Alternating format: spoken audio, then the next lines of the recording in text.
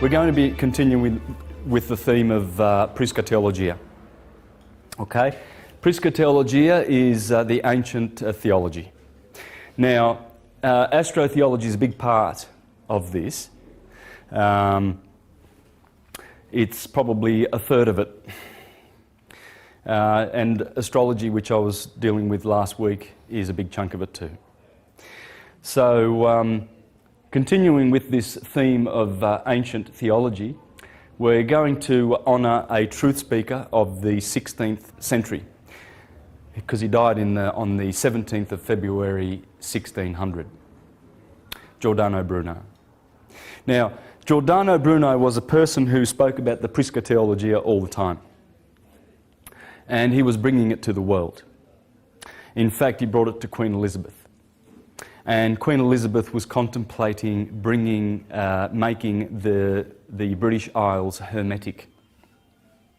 But of course the clergy got wind of the plot, sent Giordano Bruno a packing back to Italy, and of course made sure that fictional Roman Christian religion would continue in their country. What I mean by that is that and as I've proven with my presentations, that Rome has invented the fiction of the historical Jesus Christ for purposes of enslavement. Astrotheology. Now, when you mention astrotheology, people think... I actually have seen comments on the internet where people think it's just a recent term, and it's just recently been invented by, say, Jordan Maxwell or someone like Michael Tsarian or one of those guys. But here's Kersey Graves from 1880, and he uses the word astrotheology. This guy also, the Reverend Robert Taylor, uses the expression. And he's from 1830s, okay? Now, first thing that happens is when you talk about astrotheology is that the churchgoers poo-poo the idea. And they deny that Christianity has anything to do with the stars. The original religio/science of this planet. You see, the Prisca Theologia explains that the stars were originally the components of nature that were studied and observed with intent to discover our origins and many truths about reality. And what they did was they encoded books, writings in which they would reveal their discoveries to mankind. So they discovered a lot by observing the stars, you see, the ancient priesthoods. And in doing so, they realised that we were more than connected with the stars. You know, we were very, very connected with the stars. So what developed was a science whereby if we take notice of nature, and the most potent aspects of nature would have to be the stars, the lights in the skies. They called them the spirit father fountains of life. And they realised that these entities had an influence on us. They observed these influences and recorded them. And the Bible, the Judeo-Christian work, Hebrew, Greek writings, are nothing other than astrotheological themes. Okay, they are stories about the observances of the stars and their behaviour and their cycles, etc. So the first thing they do, the religionists, is they deny that the origin of their faith and belief is based on the stars. You see, so what we're going to do is have a look at some of the words and designations of the ministers and the people who practice in the churches. So we've got cardinal, deacon, sexton, Monsignor, Sir, Nun, Minister, Pastor, Monk, Ceremony, Bishop, Orison, Monastery, etc. Cardinal, this is, in astrology, this is the 4 cardinal signs. Okay, Aries, Cancer, Libra, Capricorn. A deacon is 10 degrees of astrology. Sexton, having the word 6 in it, and having to do with astrology, just like bishop is, 3 degrees. 10 degrees, 3 degrees. Monsignor, Sir. Sir is just short for the star Sirius, because he's the Lord. He's the boss, he's the brightest star in the sky. Yes, sir. Nun. Minister, here we see moon and star. Same with pastor. Moon. Ceres. Moon. Bishop, already discussed that. Orison. Moon, star, monastery. Now that's pretty much the designations that these ministers give themselves. Another good one would be elder. In the L words, when you look at the L words, you'll notice a lot of L in there because of the sun, Elios. You see, in Greek the sun is called Elios, and in the Jewish system the Elohim happen to be the planets and the luminaries in the sky, the 7 visible orbs. And you see the words such as elect, elite, the elder in the congregation. He'd be a minister, would he not? A moon star, one who talks about El, Israel, Isis, Ra, and Elohim, evangelizing, etc., etc. I mean, these are all church words, okay? And so, because the sun is the El who provides 3 things to mankind for their existence. And that would be love, light, and life, undeniably. For that orb has more love for us than any other. It's the creator of everything physical in the solar system. And together with the other 6 are what cause us to manifest in the physical realms. So we get love, that's very loving. We get light, we get 3 qualities of light, spiritual, psychic, and physical light from the sun, which gives life. And so you see all the L words with the 5 vowels, anything El, Al, Il, Ul, Ol. Here we have Olympians. Here we have Bull. Here we have Il, that's the definite article in Italian. El is the definite article, the male gender definite article in Spanish, male definite article in Italian. Okay? And we get words like bello in Italian. If someone is handsome, you say, oh, bello. Or someone's pretty, a girl's pretty, you say bella. And that comes from the L, okay, because nothing is more pretty than the sun, especially in the summertime when he revitalizes the planet. And so, of course, and the Bible is related to Babel. Babel and Bible are the same word. Babel means circle of the sun, the zodiac. Okay? And of course, and it's related to bubble, circle. Bubble, Babel, Bible. Bel is Baal, the god Baal. And he also, if you put an O on the end of that, you get the Italian word for good looking. Bello. Because Baal is the sun. He's glorious. He's Prince Charming. Okay, so these Il, El, Al, Ol, they are all the sun.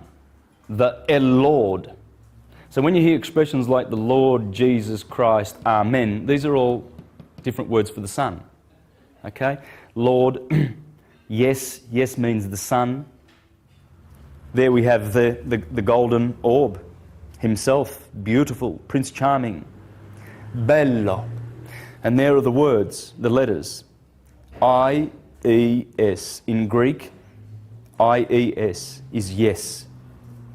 And that's Jesus.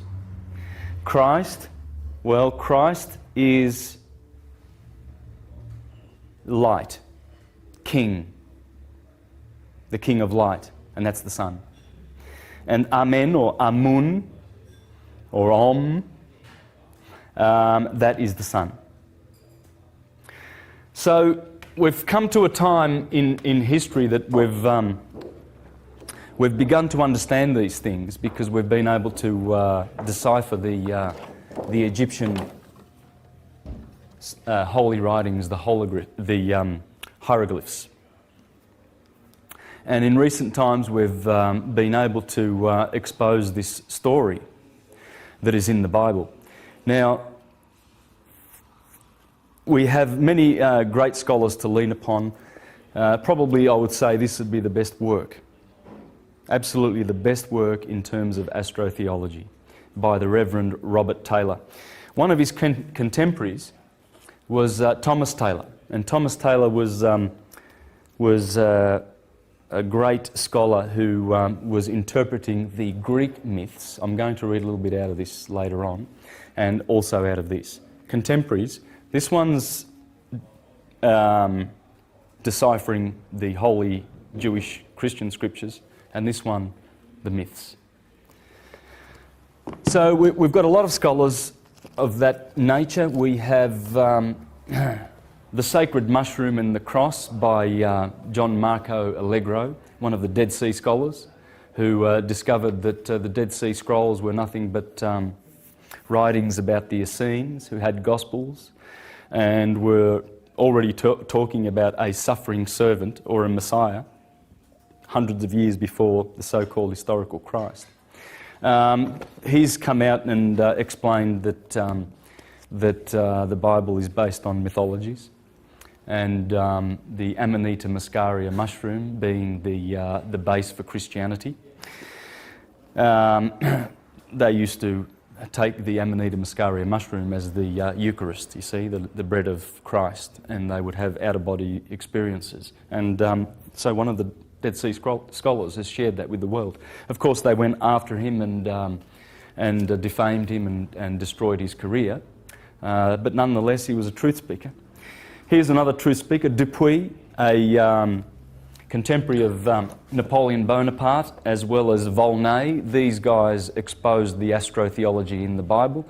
I'm going to share excerpts and share interesting information from these scholars today. So it's going to be very eclectic, but there's a lot of interesting information that we're going to expose.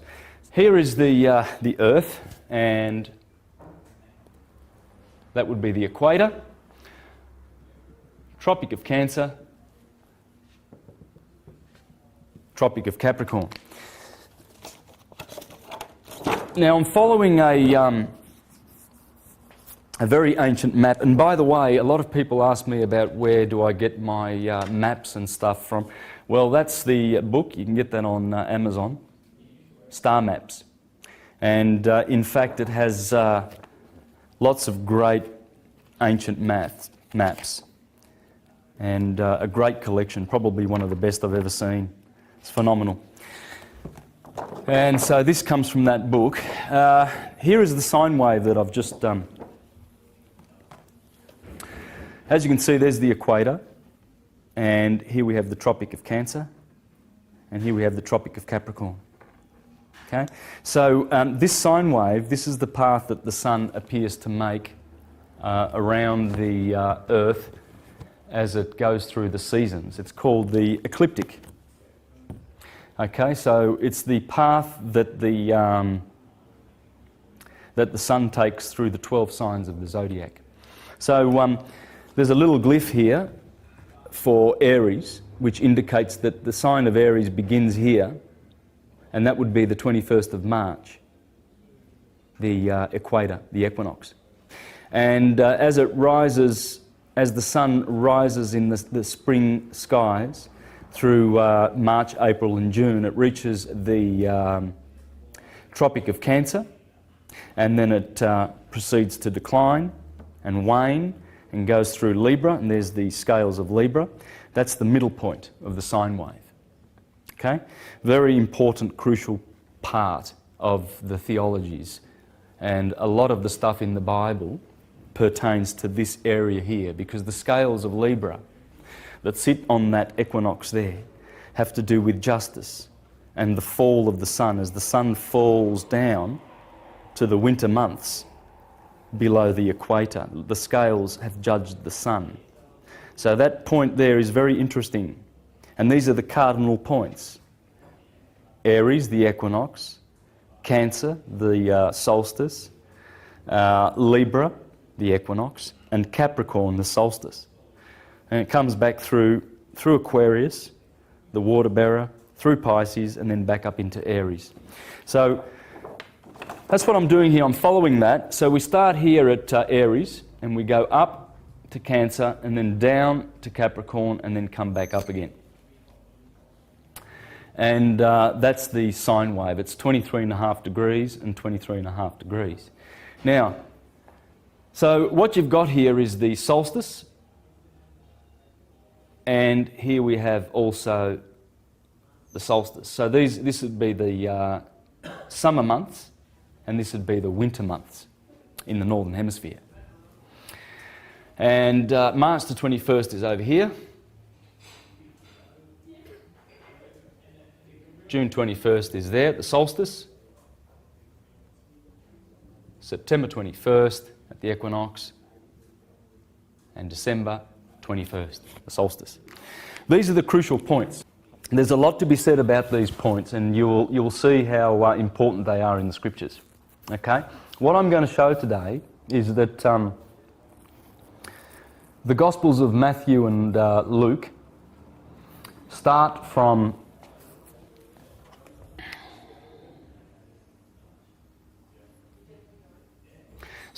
December the 21st and finish with December the 21st, whereas Mark and John start at Aries. Okay, so we're going to show that, and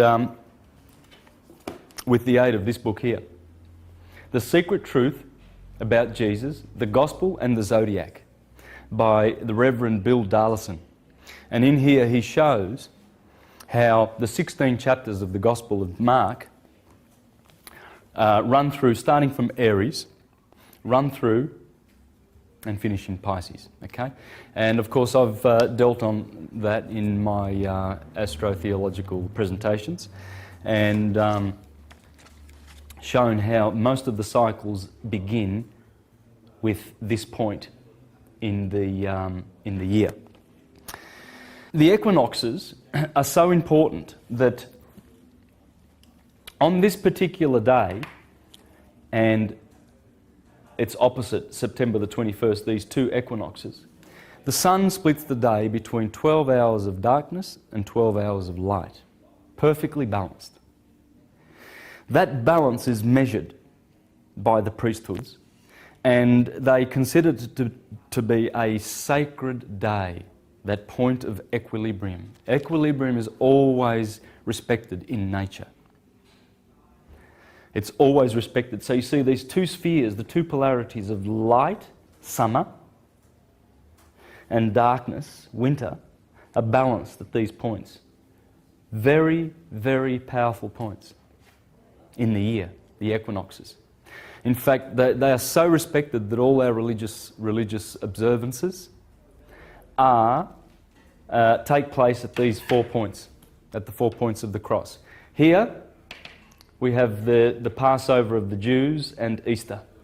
Here we have Judgment Day, Rosh Hashanah, the Festival of Tabernacles or the Festival of Booths, And here we have the Holy Saturnalia and the Christmas period, where the ancients would mourn for Saturn.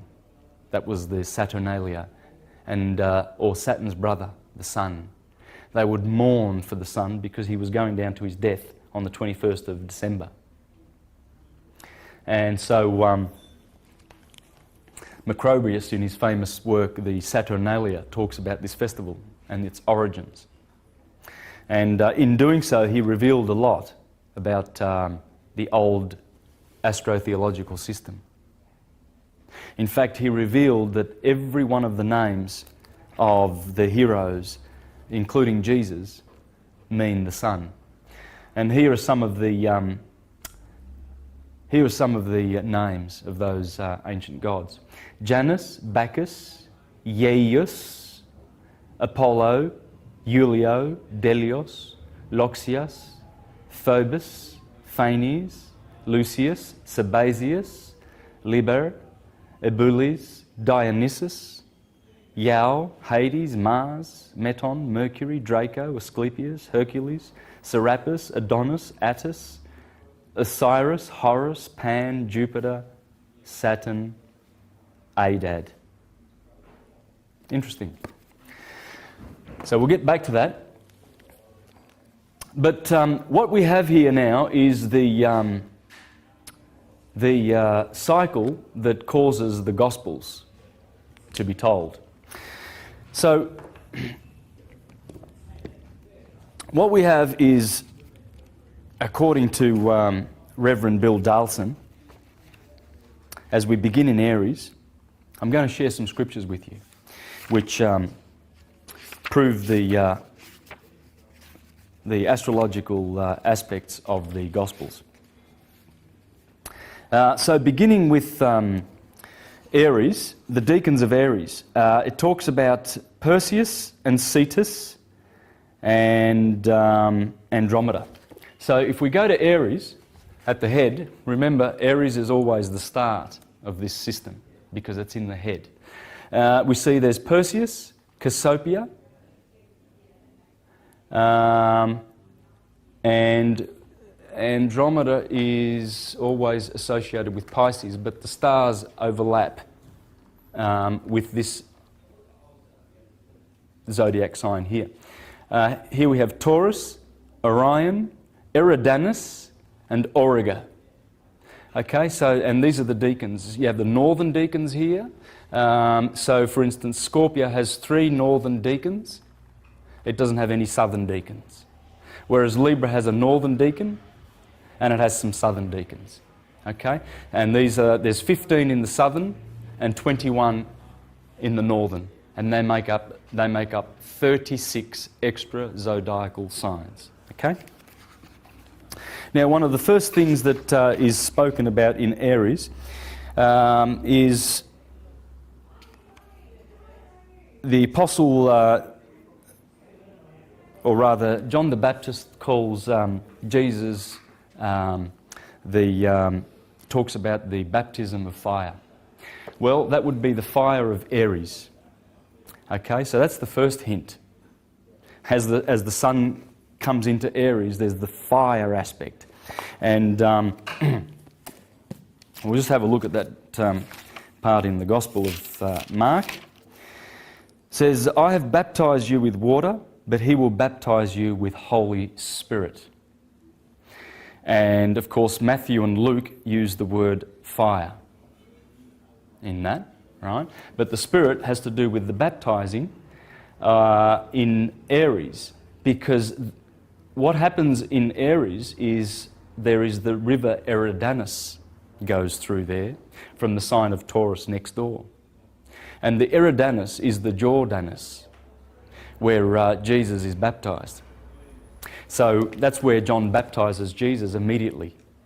And the gospel begins there. And I'm talking, that's the first, there's St. Mark, that's the first passage in the Bible where Jesus is baptized. There's no nativity in either Mark or John. There's no nativity scene. Whereas Matthew and Luke, they begin with the nativity. when the sun is a baby on the 25th of December, it has to grow and then be baptised in the Jordan River in the head of Aries. Here's another interesting scripture right there after that passage. It says, immediately afterwards, the Spirit drove him out of the wilderness, and he remained there for 40 days and was tempted by Satan. He was with the wild beasts, and the angels looked after him. Well, the wild beasts would be the beasts of the zodiac. You see, it says that Jesus was with the wild beasts. That's where the sun is. Lions, scorpions, etc. Okay, so they are Aryan features. Then in verse 17, Andrew cast a net in the lake, for they were fishermen. Now, some translations use the word hired men. Well, that has to do with the stars in the sign of Aries, in the deacon of Aries, that are called the hired men. Let me read a portion of this. The combat between Perseus and Cetus mirrors the challenge to the powers of evil which Jesus makes in these early chapters of Mark. He is tempted by Satan in the wilderness. He casts out an unclean spirit. He declares that the kingdom of Satan is at an end. Clearly, and he implies that Satan has been bound, clearly reflecting the names of two stars in Cetus. Menkar, the chained enemy, and Difda, the overthrown, the thrust down. Isn't that interesting? Then there's a star in Perseus called Algol, and this is called by the Hebrews, Algol, as Rosh Ha-Satan. And it's supposed to be, it says here that it's the demon star, and the blinking demon, the demon's head, is said to have been thus called from its rapid and wonderful variations. The Hebrews call Algol as Rosh Ha-Satan, Satan's head. Head. Aries, the head. Astrologers, of course, said that it was the most unfortunate, violent and dangerous star in the heavens. So the name of Satan appears a lot in the early chapters of Mark, in the Aries sector, okay? And of course, because of the stars, Algol in Perseus, the star that they call the most violent one in the skies. And so that explains all the mentions of Satan in the first chapters of Mark. Okay? Another incident happens in Mark 1:29, and this is the incident. As soon as they left the synagogue, they went with James and John to the house of Simon and Andrew. Simon's mother-in-law was in bed with fever, and they immediately told Jesus about her. So he went to her, took her hand, and helped her up. The fever left her, and she began to wait on them. So Simon Peter's mother-in-law has a fever. Well, Simon's other name is Cephas, and you'll notice that Cephas in Pisces is also merging in with Aries. You see, that's how it works. So Cephas is in here, and Cephas is another name for the Apostle Peter. Right? And Andrew would be Andromeda. Right? Andrew. So these are in the first chapters of Mark, right? Dealing with the March Aries sector. So the mythological Cassiopeia was the wife of Cephas and the mother of Andromeda, whom Perseus had married after releasing her from the rock to which he had been chained by the sea god Poseidon. Cassiopeia was eventually translated to the sky by her enemies, the sea nymphs, but because of her vanity and arrogance was placed so close to the pole that she appears to be lying prone. Well, the mother of the one chained to the rock, see, Cassiopeia was chained to the rock. Well, the rock is Cephas, Peter. Peter's called the rock. is Cassiopeia. So the one chained or married to the rock, Peter, is Cassiopeia, the reclining woman. Cassiopeia's husband is Cephas, another name for Peter, the rock. And her daughter is Andromeda, which are hinted at in the names Andrew and Cephas. Now, another thing that Bill Darlison points out in this book is that unlike the Gospel Mark, the Gospel John, which also begins in Aries, in the first chapter of John, the Gospel of John, John the Baptist says, "Look, the Lamb of God that takes away the sin of the world," pointing to the very same nature of that Gospel to Mark's Gospel. Unfortunately, Mark doesn't use that expression, but all the others do. And if it had of, that would really just put the icing on the cake, wouldn't it? All right, so that's Aries. Let's have a look at Taurus and see if we can see some themes there in the early chapters. By the way, I'll just put that up for the camera to pick up. This comes straight out of the book, and it shows the different sectors of the Gospels. So Aries is from the first chapter to the third chapter, okay? And it's dealing with the baptism of Jesus, the beginning of ministry, theme of newness, 12 apostles as new Israel, sense of urgency, daring and defiance.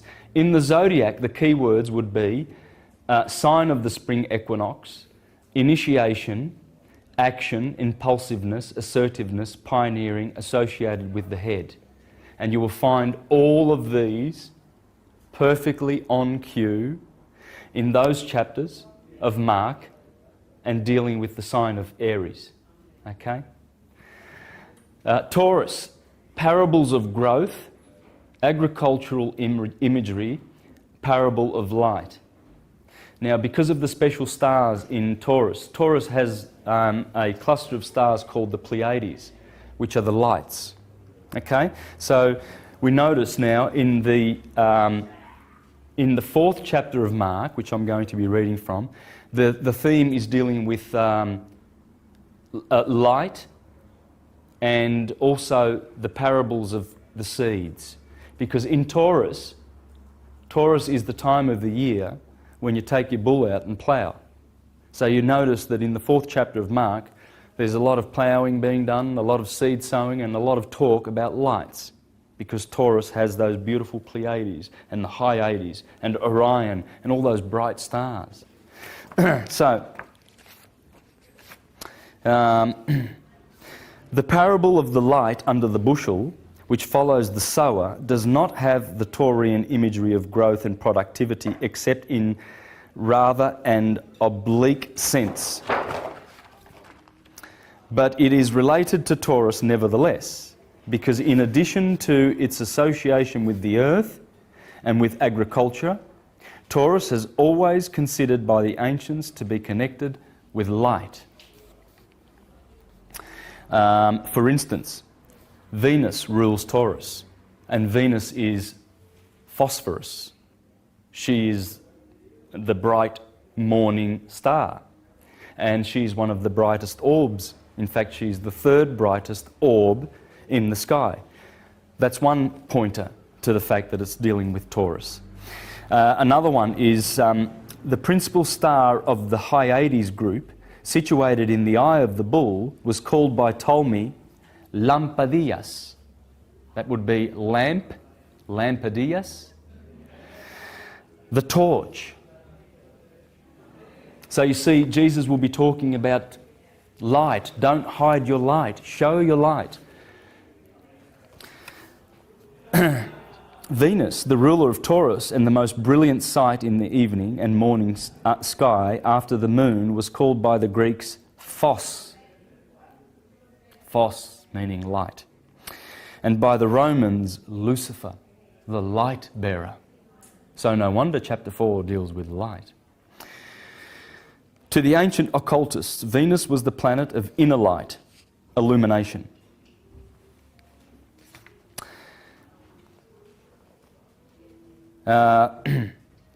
Aristophanes called it Pleias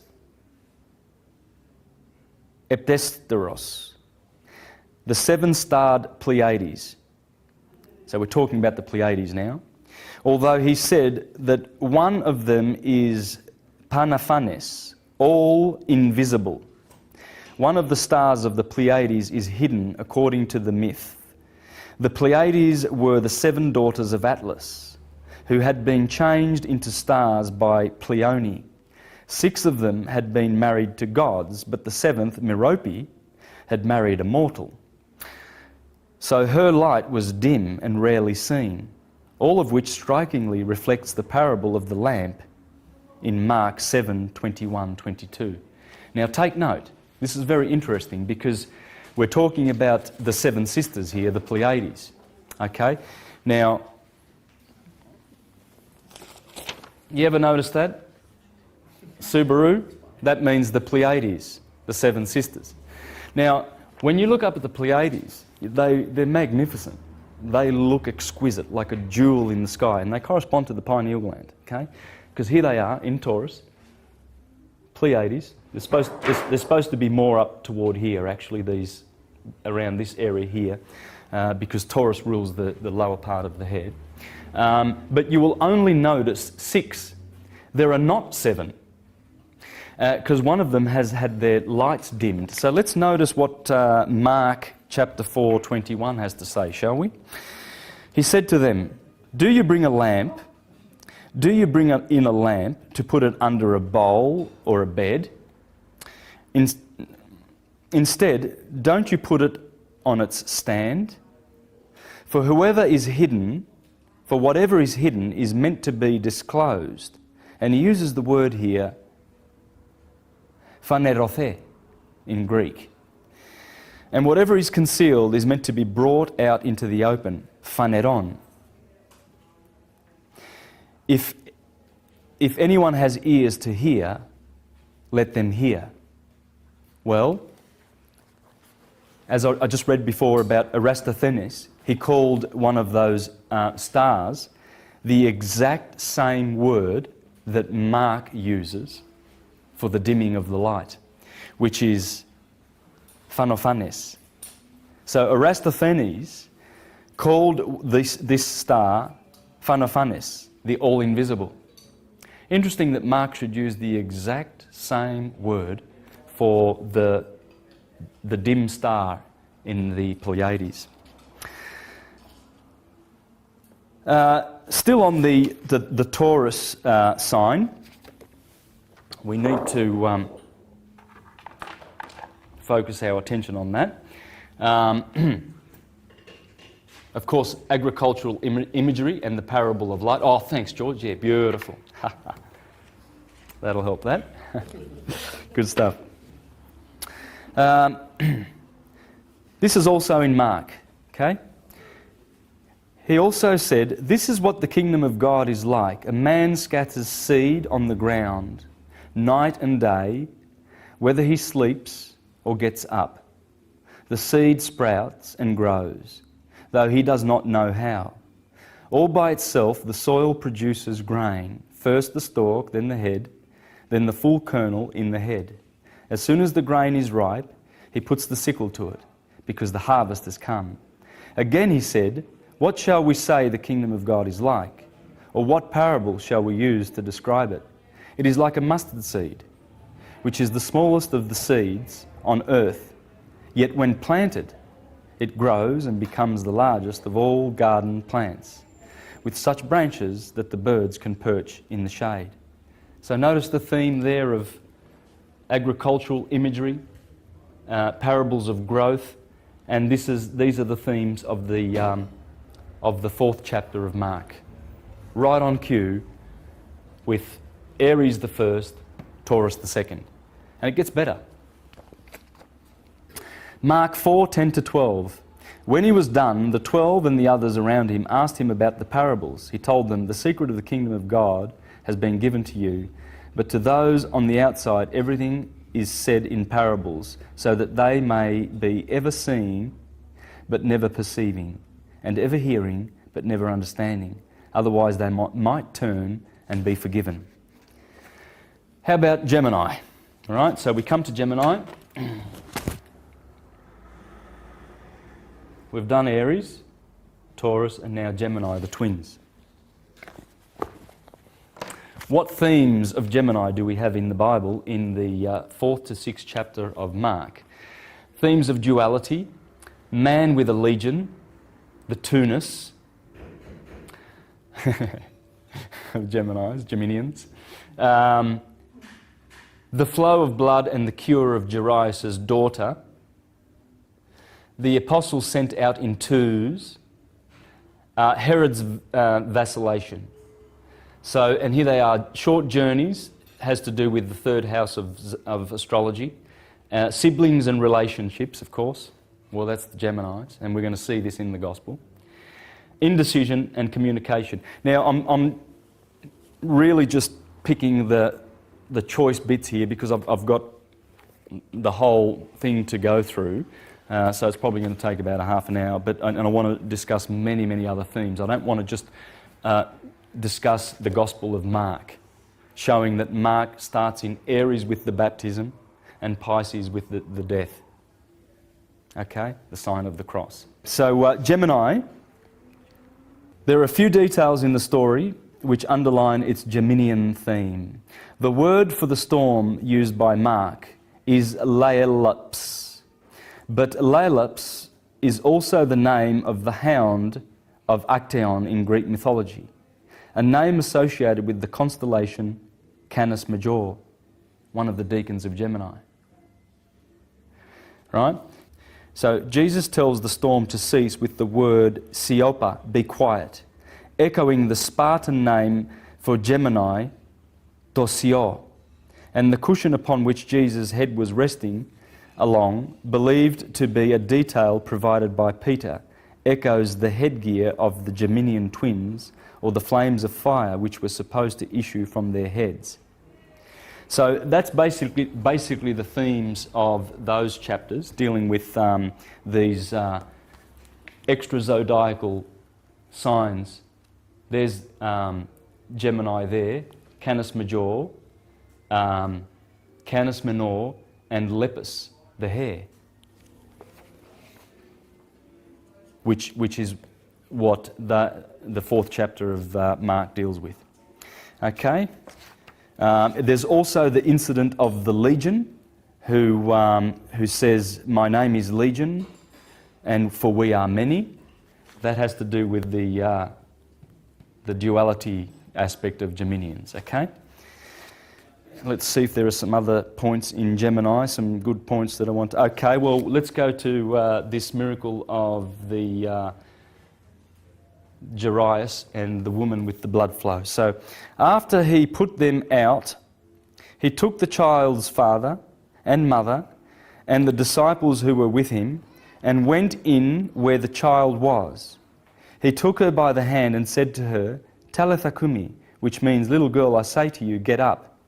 Immediately the girl stood up and began to walk, and she was 12 years old. At this they were completely astonished. He gave strict orders not to tell anyone about this and told them to give us something to eat. Well, this incident happened immediately after Jesus was touched by a woman who had a flow of blood which was for 12 years. So Jairus' daughter was 12 years old, and the other incident immediately before that had to do with 12 years, indicating a twin parable. Okay? The most obviously Geminian feature of the story of Jairus' daughter is the way in which it is told. It is the only miracle story in the Gospels which combines two quite separate elements.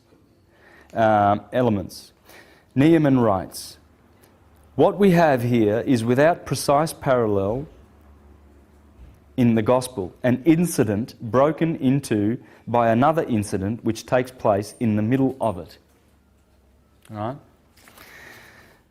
In addition, however, we should consider the name Jairus, Yarios, which means appropriately Jehovah enlightens, but which also bears more than a passing resemblance to the name of the brightest star in the night sky, Sirius, Serios.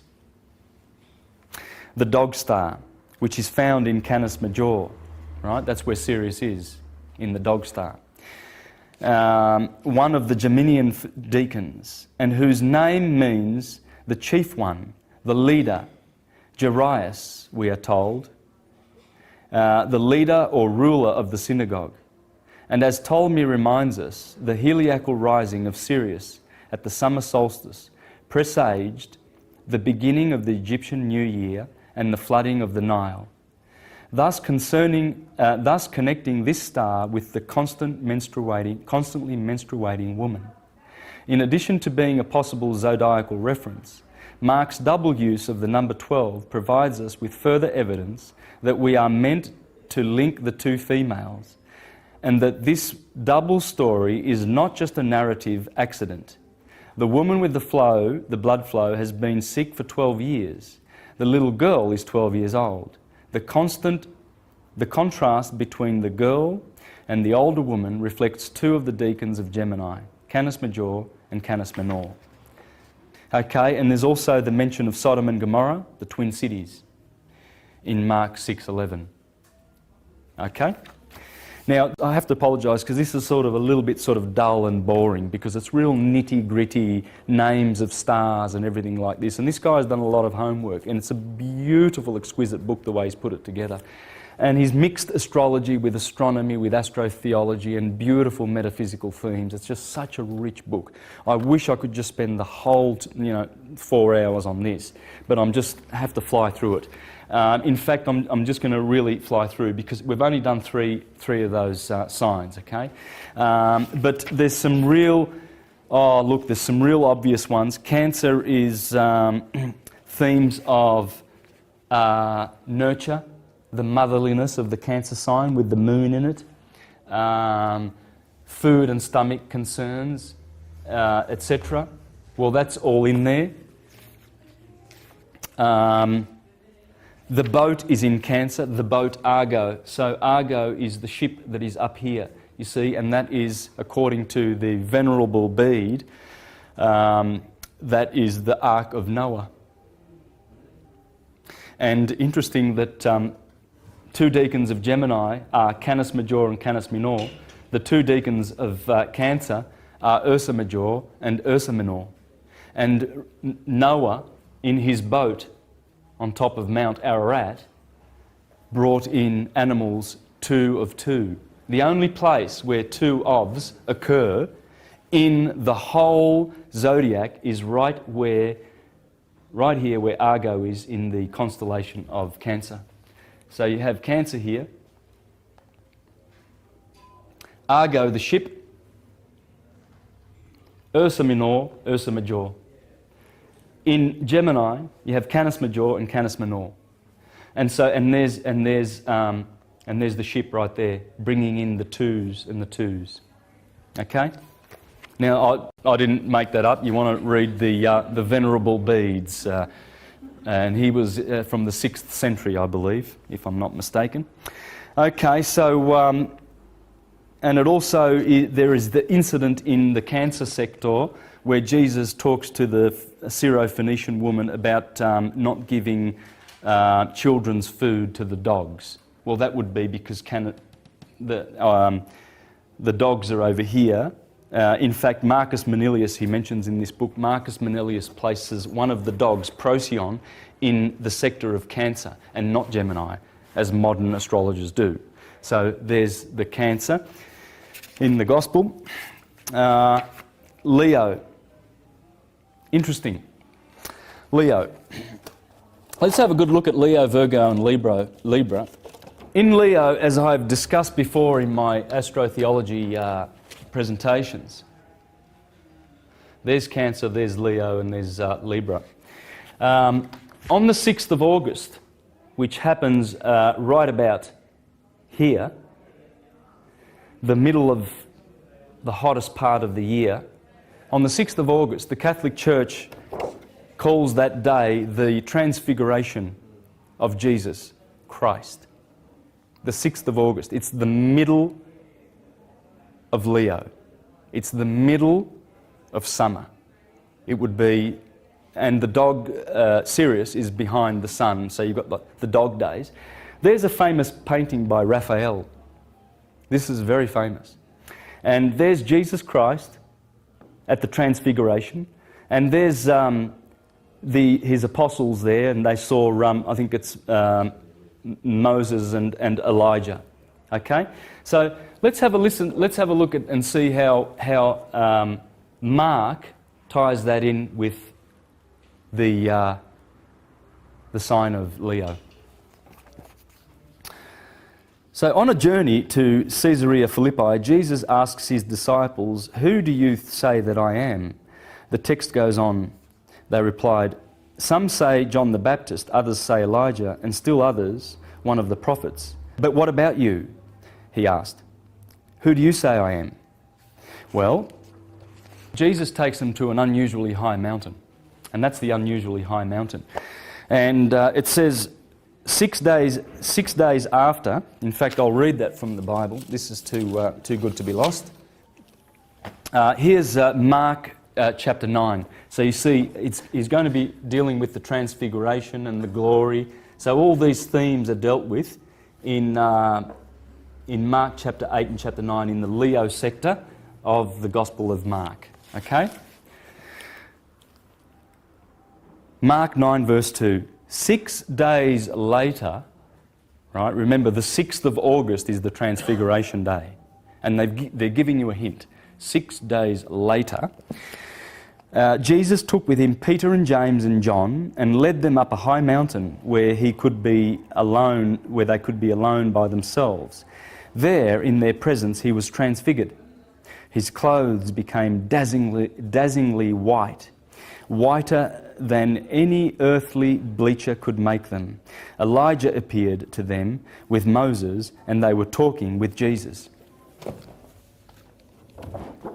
There you have it. Elijah and Moses, Peter, Andrew and James on the mountain 6 days after he was transfigured. Well, that's the 6th of August. I mean, it's really blatant. When you know what you're looking for and you're reading the Gospels and you know the stars that are there and what they do and what they mean, you can't mistake this. There is no excuse for churchgoers to start going, "Oh yeah, but you're looking into it," and it's not. It is there. And if you're not seeing it, it's because you're not looking. Simple as that.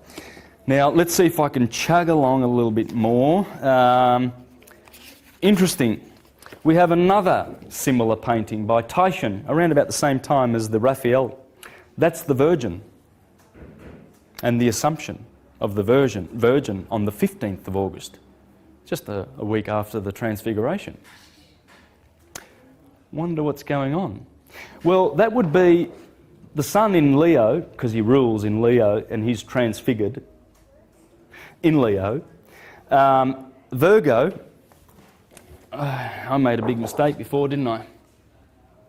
That's Virgo, not Libra. Libra is here. Yeah, I confused you, didn't I?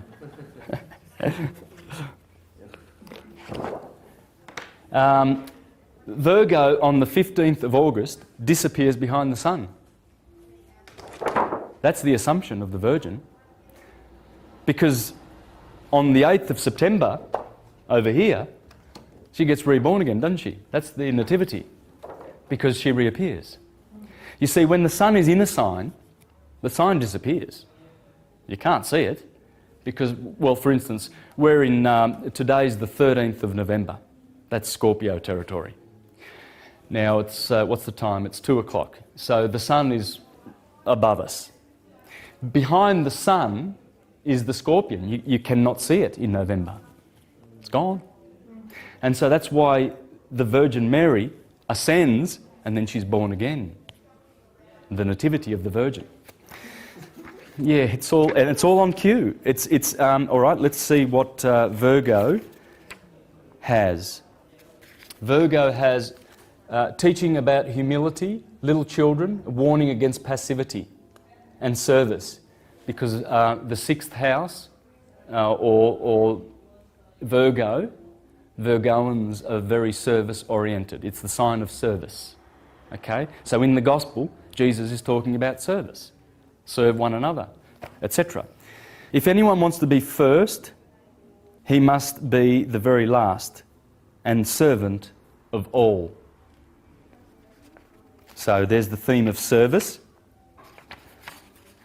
If anyone causes one of these little ones, those who believe in me, to stumble, it would be better for them if a large millstone were hung around their neck and they were thrown into the sea. So that's also Virgoan themes. All right, let's move on. I know I'm going to regret taking chunks out of this because there are so many good points, but you just can't. All I can do is show you some choice bits, and if the subject interests you, I would be getting this book. It's just phenomenal. Okay, Libra.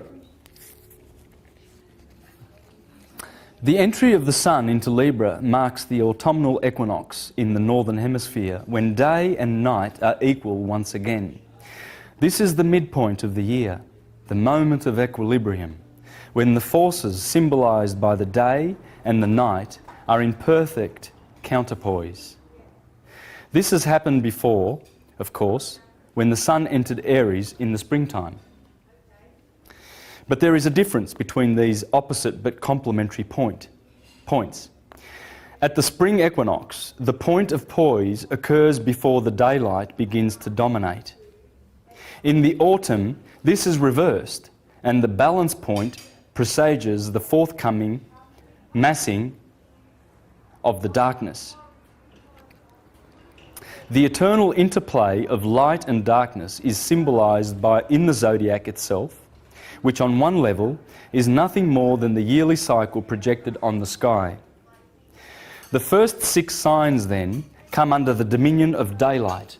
The first 6 signs come under the dominion of daylight. And can be said to represent the light of individual consciousness struggling to establish its identity. This process is associated with the Sun, the giver of light. It begins in Aries, the sign of the Sun's exaltation, and reaches its climax in Sun-ruled Leo. The signs which follow the autumnal equinox, however, are characterised by the gathering darkness and have to do with the group to which individuality has to be incorporated, if not submerged. These are social signs, which begin with Libra, the sign of the Sun's fall, or depression, and which reach their point of maximum power in Aquarius, the sign in modern astrological jargon of the Sun's detriment. The Sun's detriment. Interesting. In ancient Egypt, Libra was associated with Ma'at, the goddess of cosmic harmony and justice, whose special task was to weigh the hearts of the dead on the scales of justice, balanced against an ostrich feather, and she is usually depicted with a feather in her headdress. Those who failed her test were heavy-hearted, those who passed, light-hearted. Among the Greeks, notably Hipparchus, Libra was eugos, the yoke, the very word used by Matthew in a passage immediately following Jesus' declaration that God has revealed the secrets of the kingdom to infants. Mark uses a word from the same root, sunzeogumi. I hope I got that right. When he writes, "What God has joined, yoked together, let no man separate." So Hipparchus called this sign the yoke, and Mark is talking about the yoke of marriage, right on cue with Libra. But there's a lot more. We're going to see that in a minute. Among the Jews, the tribe of Issachar, described in Jacob's blessing as a strong ass crouched down between 2 burdens, is generally associated with Libra. The glyph of Libra,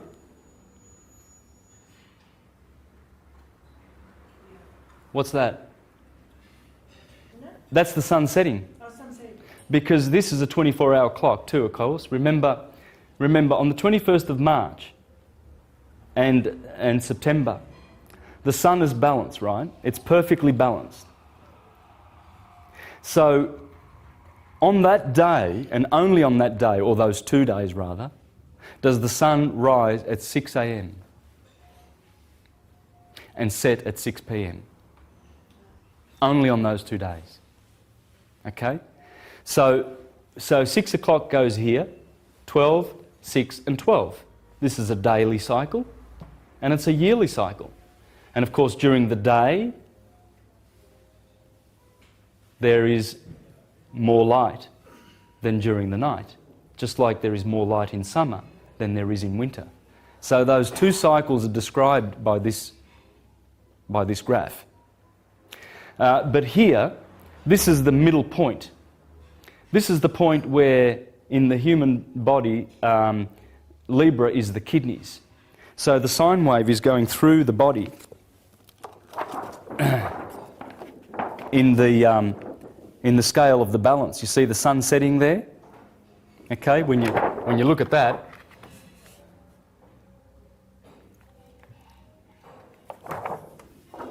so that sun's signal that it sends yearly and daily, fractally goes through our body in many, many fractals.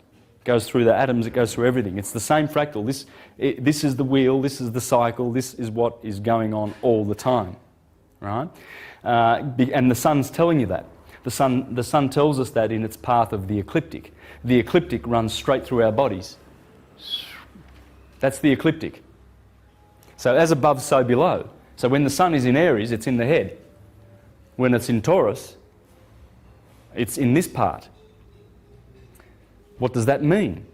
Well, it means it's giving its polarity to that part of your physical body. So it'll manifest physically. Usually Taurians have got nice strong necks. It shows in the neck. It actually shows. But it also shows with their ruling planet Venus, you know. It also shows in, you know, spiritual and psychological things too. Philosophers, many philosophers, as I showed last week in the presentation on astrology, are Taurians. Most of the famous philosophers in history are Taurian because they want to speak. You know, that's where the sun is. Geminians are in the lungs and in the arms. You see the way they use their arms, etc., etc. So that's the path of the ecliptic, and it's defining everything.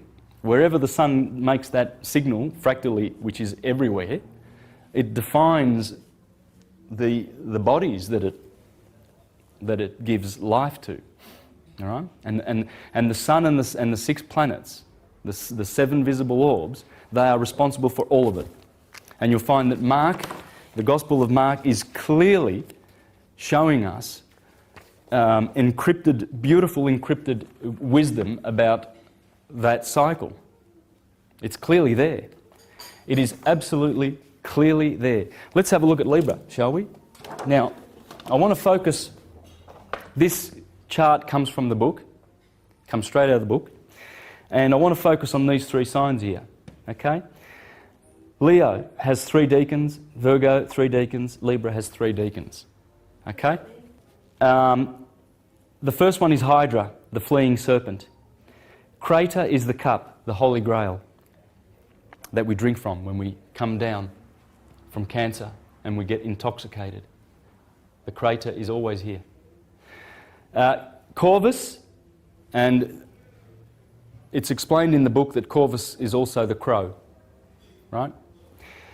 The cock, the rooster. Okay?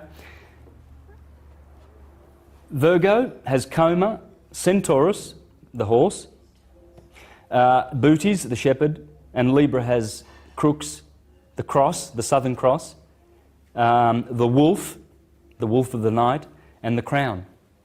That would be the crown of thorns. So what's going on is this. Remember that point of equilibrium. There she is, the just one, balancing the day perfectly. And there's the southern cross, where the sun gets crucified. This is the big crucifixion, by the way. This is the one where the sun is plunged into the darker polarity. So that's big judgment. In fact, that day there is called Judgment Day by the Jews. Okay? And there's a lot of other reasons why it's judgment. I mean, the Egyptians, when you die, they call it westing, because you're going down in the west where the sun sets. And the stars, when they go beyond the horizon, they die. They're born in the east. There they die. So this is the place of death. Libra is always there at 6 p.m. every day, judging stars and suns. Every planetary orb is judged by the scales. You see, this is the science that we were given, the Hermetic science of the Prisca Theologia. And the priestcraft has made a mess of it, teaching literal rubbish stories about it. You know, like Humpty Dumpty's a real egg. Okay? Yeah. Sounds like a Monty Python skit, doesn't it? Yeah. So there's the crown. Crown. It's also in Libra, Corona. By the way, I'll just show you them here. Let's do this. Leo in the heart, and the main star there is Corleones. And you remember the Godfather, Corleone? Corleone is the heart of the lion, the core of the lion, Corleone. And that's the main star there in Leo, because Leo is in the heart. The sun lives in the heart, the middle kingdom. Okay? The three planets, the masculine ones are above, and the three feminine ones are below here, the three lower chakras. Okay? So when you're dealing with Leo, you've got Hydra, the serpent, the crater, the Holy Grail, the cup, and the crow. Virgo has the horse. Pay attention, because all of these 9 deacons are spelled out in the Gospel of Mark, around about the time of the sun passing through Libra. Okay? Coma Bernices, with her hair. Bootes, her husband, Joseph. That's Mary, Virgin Mary, and Joseph, the shepherd. He's the shepherd, but it's Joseph. And he has a red star, Arcturus. That's the bear. In the northern hemisphere, see these northern stars? The brightest star is Arcturus. All right? You see the California flag with the bear and the red star above it? That's the bear. Right? He rules the northern skies. There's the crown, Corona Borealis. That's the crown of thorns that the sun wears as it goes through Libra and gets crucified. That's the cross that he's crucified on.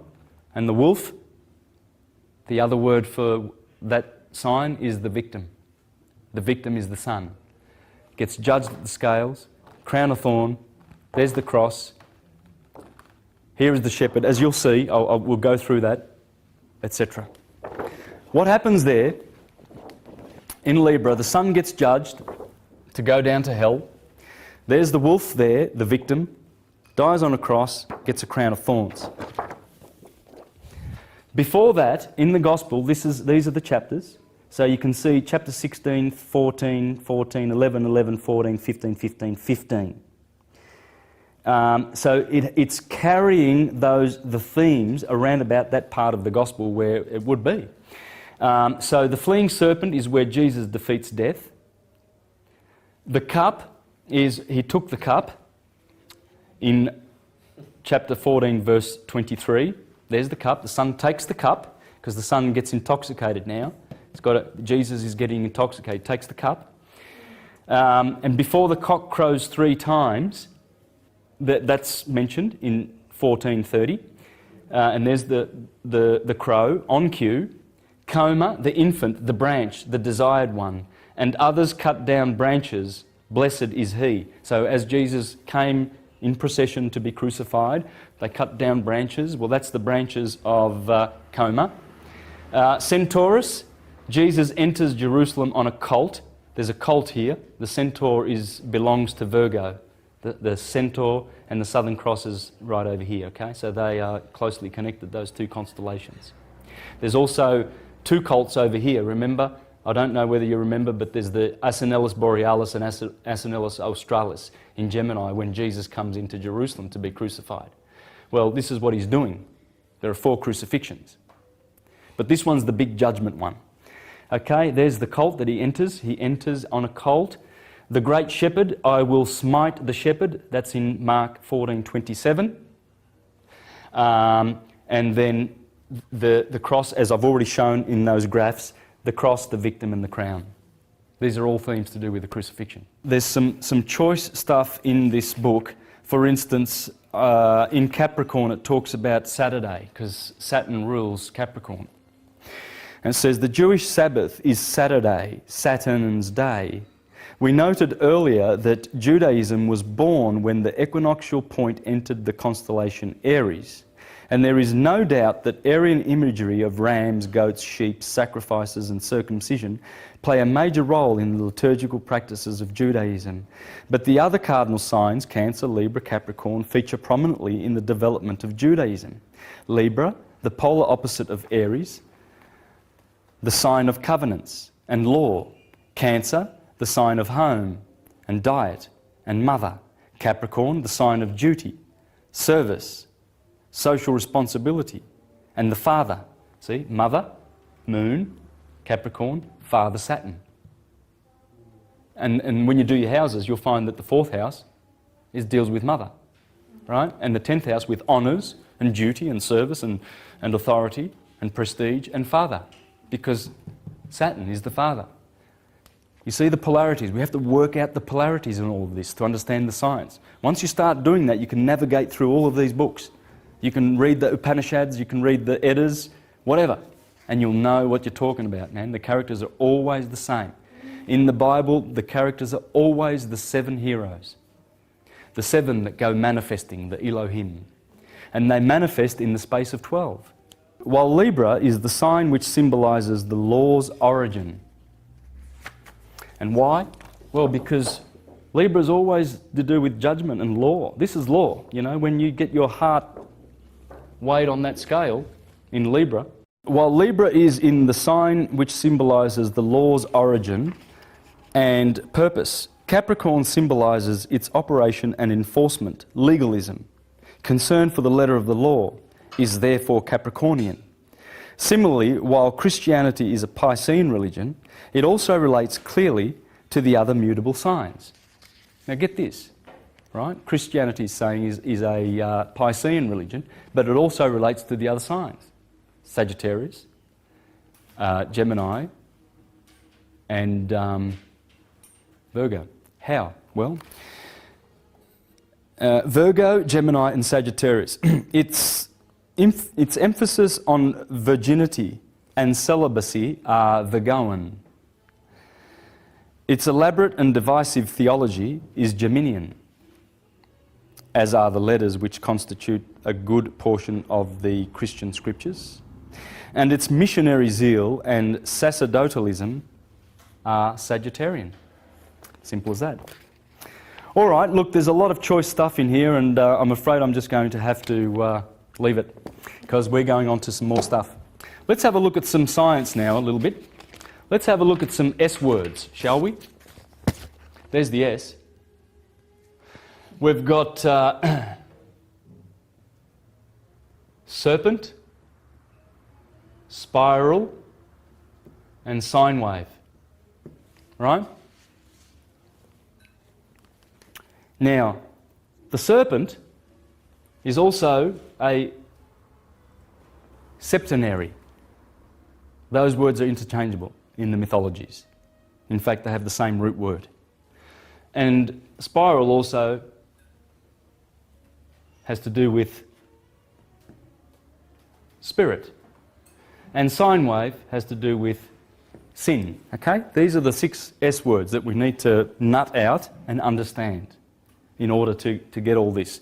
Because you've got to bring in the metaphysics, and you've got to bring in the intention of the priesthood into this science. They didn't do this to, you know, entertain themselves on the weekend.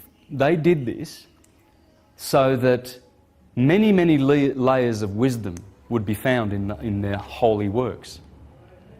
And that way they would sort out, you know, the people from the courtyard of the Gentiles, right? Gentiles basically meaning people who are not really spiritual, serious. Not serious. Pagans, or in fact that's what they used to call pagans, and that's very derogatory because it shouldn't mean anything bad. But the Romans used to say, the hillbilly pagans. Pagano meant someone who lived out in the sticks, country hick. So that's why it's derogatory, but it isn't. Their worship was based on this. Those levels were put in there so that he who has ears and eyes to see would look deeper and dig deeper. That's why it's called esoteric or occult, the Prisca Theologia. Because, you ain't going to just give it to someone who abuses that information. It's like you're giving, a $1,000 iPhone to your 9-year-old son who's known for breaking everything you've given him, right? Well, you wouldn't do it, would you? You'd probably get a cheap phone and give it to them or something like that. So wisdom is supposed to be respected, and this is how you respect it. When you hide it and you give it to people who deserve it enough, and they did a wonderful job in doing this. This sine wave represents time, and the seven fellows that go through there, the 7 planets, 7 represents time and this represents space. You see, this is the space that they're allowed to go in. These are the titans. And as they go, they always make these sine waves, right? And so this represents the flow of time. And that's what sin is. Sin is everything is spirals, okay? So this spiral is not exactly 2-dimensional. It's 3-dimensional, which makes it a helix, okay? Helical. But as it does that, the spiral, it actually manifests physical bodies. And that's the spirit that it's talking about, the spirit behind the spiral. And it always is serpentary or a septenary. Okay, 7 is the number of nature. Let me just read some choice information from Who is This King of Glory? This is a beautiful book by Alvin Boyd Kuhn.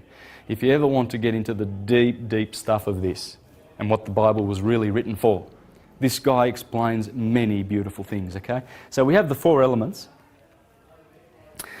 And he talks about these numbers that appear in the Bible, 4, 3, 12, 7, always those numbers, 40. Why? Well, it's because of time units which describe the spiral, the serpent, the sine wave, the sin that we're in. You see, when you get caught in time, when you're full of sine waves, you're sinning. Yeah. Yeah, because we're caught in time. That is sin, in the sine wave. It's all science. 3, 4, 7, 12 and 40 are indeed among the most sharply revelatory keys to the entire system of scriptural interpretation. It is ridiculous that Christian exegesis of its own book has for 16 centuries laboured at the interpretation with practically no regard for the meaning of these numbers. It will later be seen as a clear evidence of esoteric incompetence. It has remained for students outside the pale of Christian apologetics to interpret the Bible most capably and profoundly.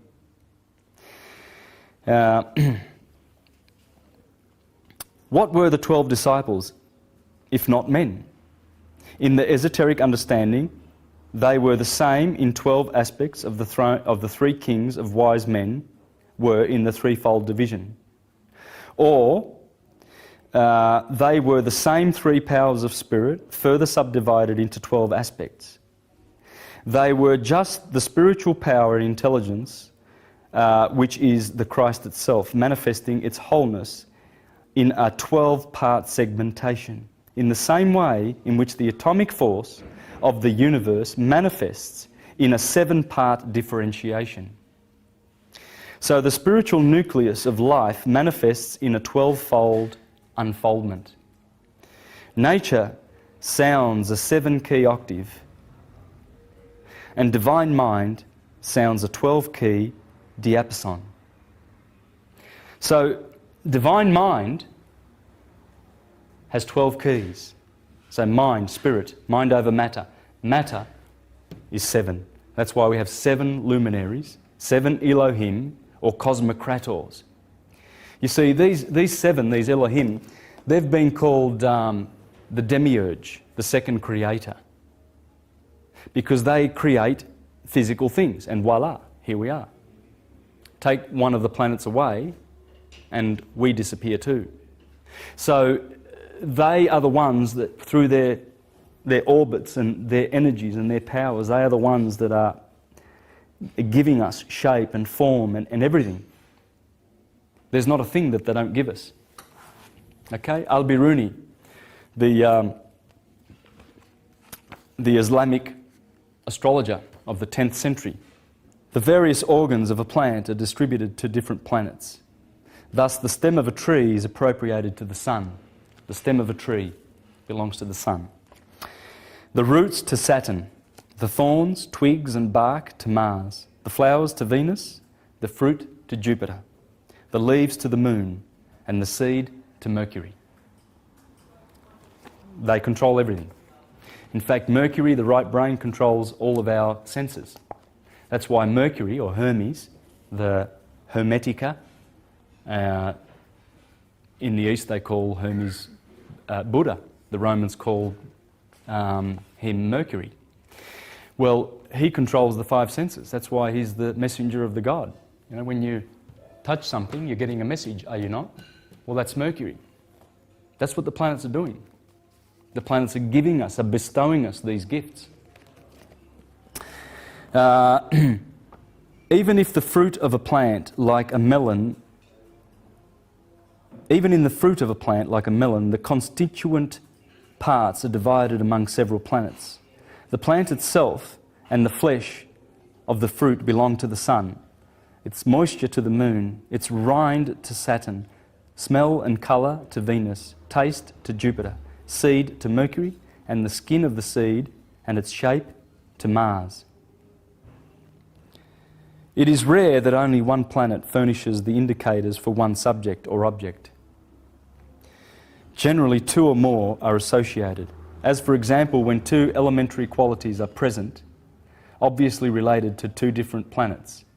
Thus, the onion is related by its warmth to Mars and by its moisture to Venus. And opium by its coldness to Saturn and its dryness to Mercury. So when anyone speaks of Saturn as the significator of opium, it is merely its coldness that is referred to. And if Mercury is cited in the same capacity, it is due to its dryness. Right? Because there's cold and hot, dry and wet. They are the virtues, the active and the passive virtues of astrology. And each planet has 2 of those virtues. Right? So we can see how the planets are creators, how they are cosmocrators, the Harmonian artificers of Egypt that gouge out matter. They're always gouging out matter through space and making things, manifesting things. And of course they are beneficent, but they are also tyrants. You see? Saturn, for instance, whatever is born in his kingdom must perish. Whatever is born in time, he's the boss of time. Will always be devoured by time. And in fact, that's what the astrology and astrotheology is teaching us. It's teaching us that journey, how it works, the 12 labours that we are to perform, as Samson performed, and the 12 disciples of Jesus, the 12 sons of Israel, Israel meaning Isis, Ra and El, the ones that go around the wheel, the gospel.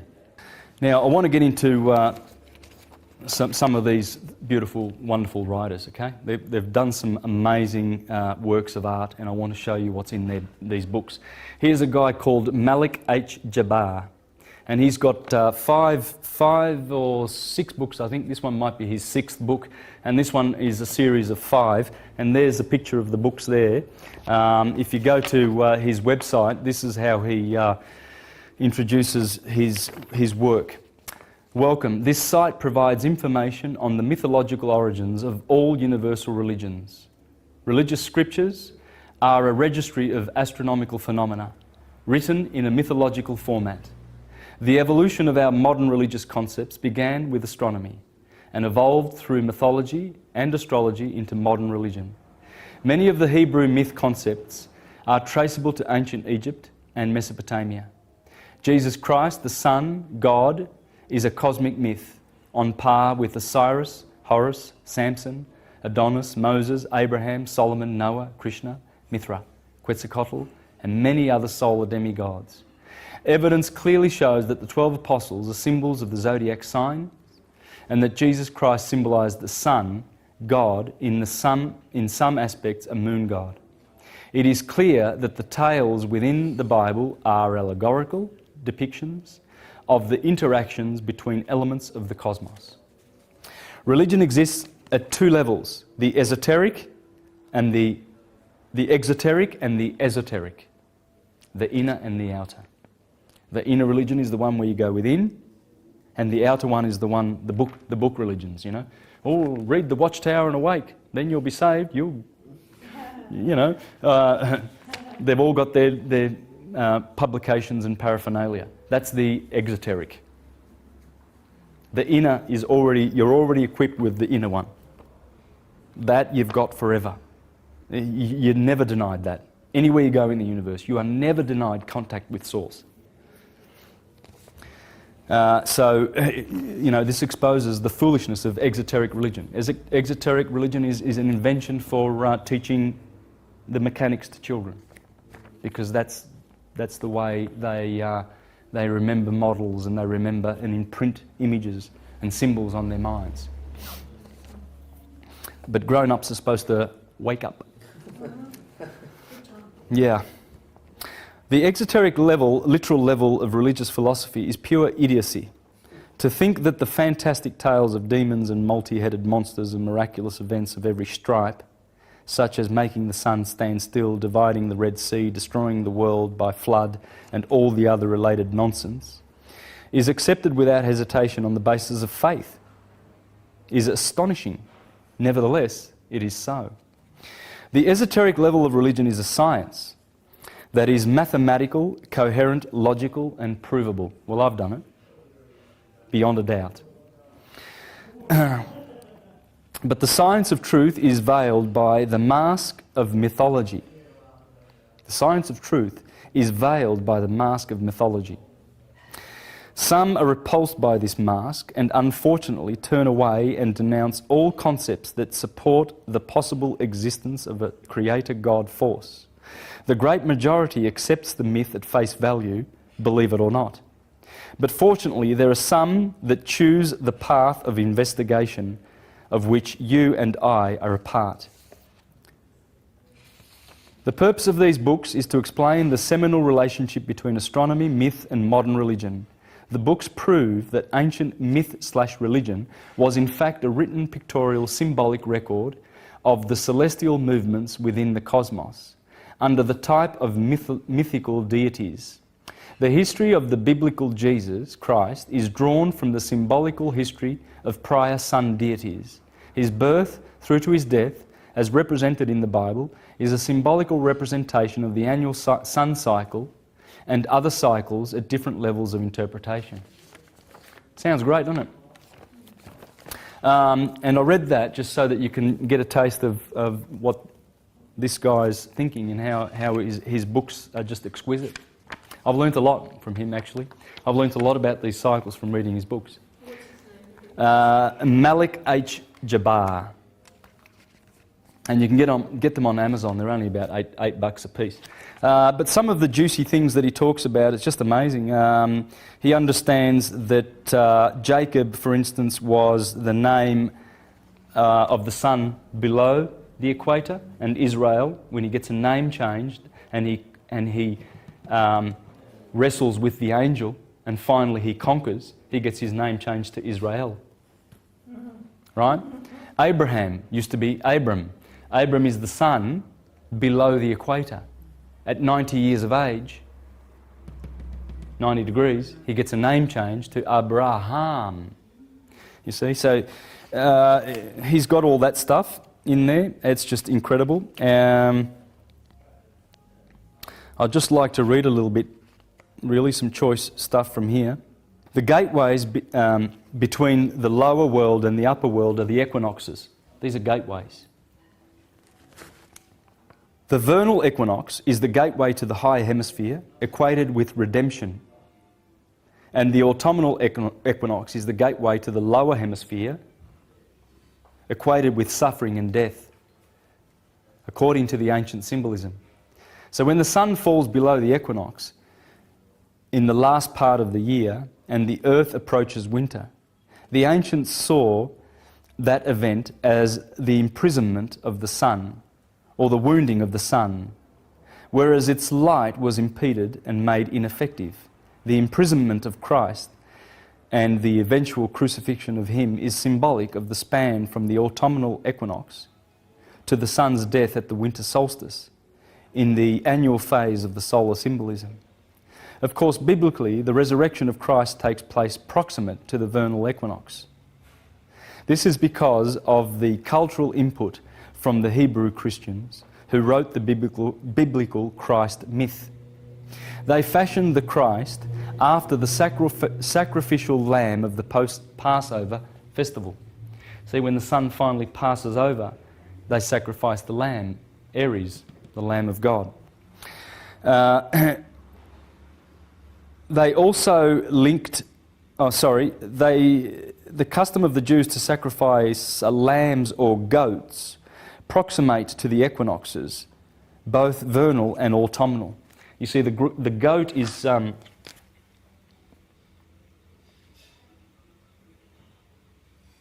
here's the sheep and here's the goats in Capricorn. Cap. The sheep. See, Capricorn rules the solstice, and Aries rules the equator. So this is in the book of Daniel where the he-goat and the ram are at loggerheads and they're always chasing each other, right? That's talking about this. That's the goat and that's the sheep. It's the solstices and the equinoxes. It's the four horsemen of the apocalypse. And I'll read that from another one of his books in a minute. But I'll just finish here. The animal was escaped. They also linked this sacrifice, killing of the animal, to the expiation of their sins. The animal was termed a scapegoat that carried the load of punishment for the accumulated sins of the Jewish population. This is where the myth comes from that Jesus died for our sins, for the sins of the world. It is simply a copy of the old pagan superstitious customs of the nomadic Hebrews. The Bible clearly calls Jesus the Passover, that he was a substitute for the lamb of the Jews brought forth to human form under the Christian doctrine, which doctrine was composed of the early Christians who were actually Jews, members of a Jewish sect that later, over time, became distinct as Christians. The Islamic religion, early in its history, acknowledged astrology as a science, officially. So they had the courage to do that because Rome, on the other hand, was killing Hermetists, Huguenots and Waldenses and Socinians, etc. And in the Renaissance, you see, the Renaissance was founded on Hermes, the Prisca Theologia. Giordano Bruno was killed for saying, unless we go back to Hermes, that's why I'm devoting this to Giordano Bruno. Because I, like all these other guys, are continuing to further his work. And most of his work was dealing with this and the fictional aspects of the Bible and teaching that there's only one religion/science in the universe, and that's this, science. Yeah. This is it. This explains us, this describes us, this is what we do, this is it. And there it is. Jesus is there, Peter is there, Jupiter, Paul is there, Apollo, the sun. Mercury's there, Hermes, that's John. They're all there.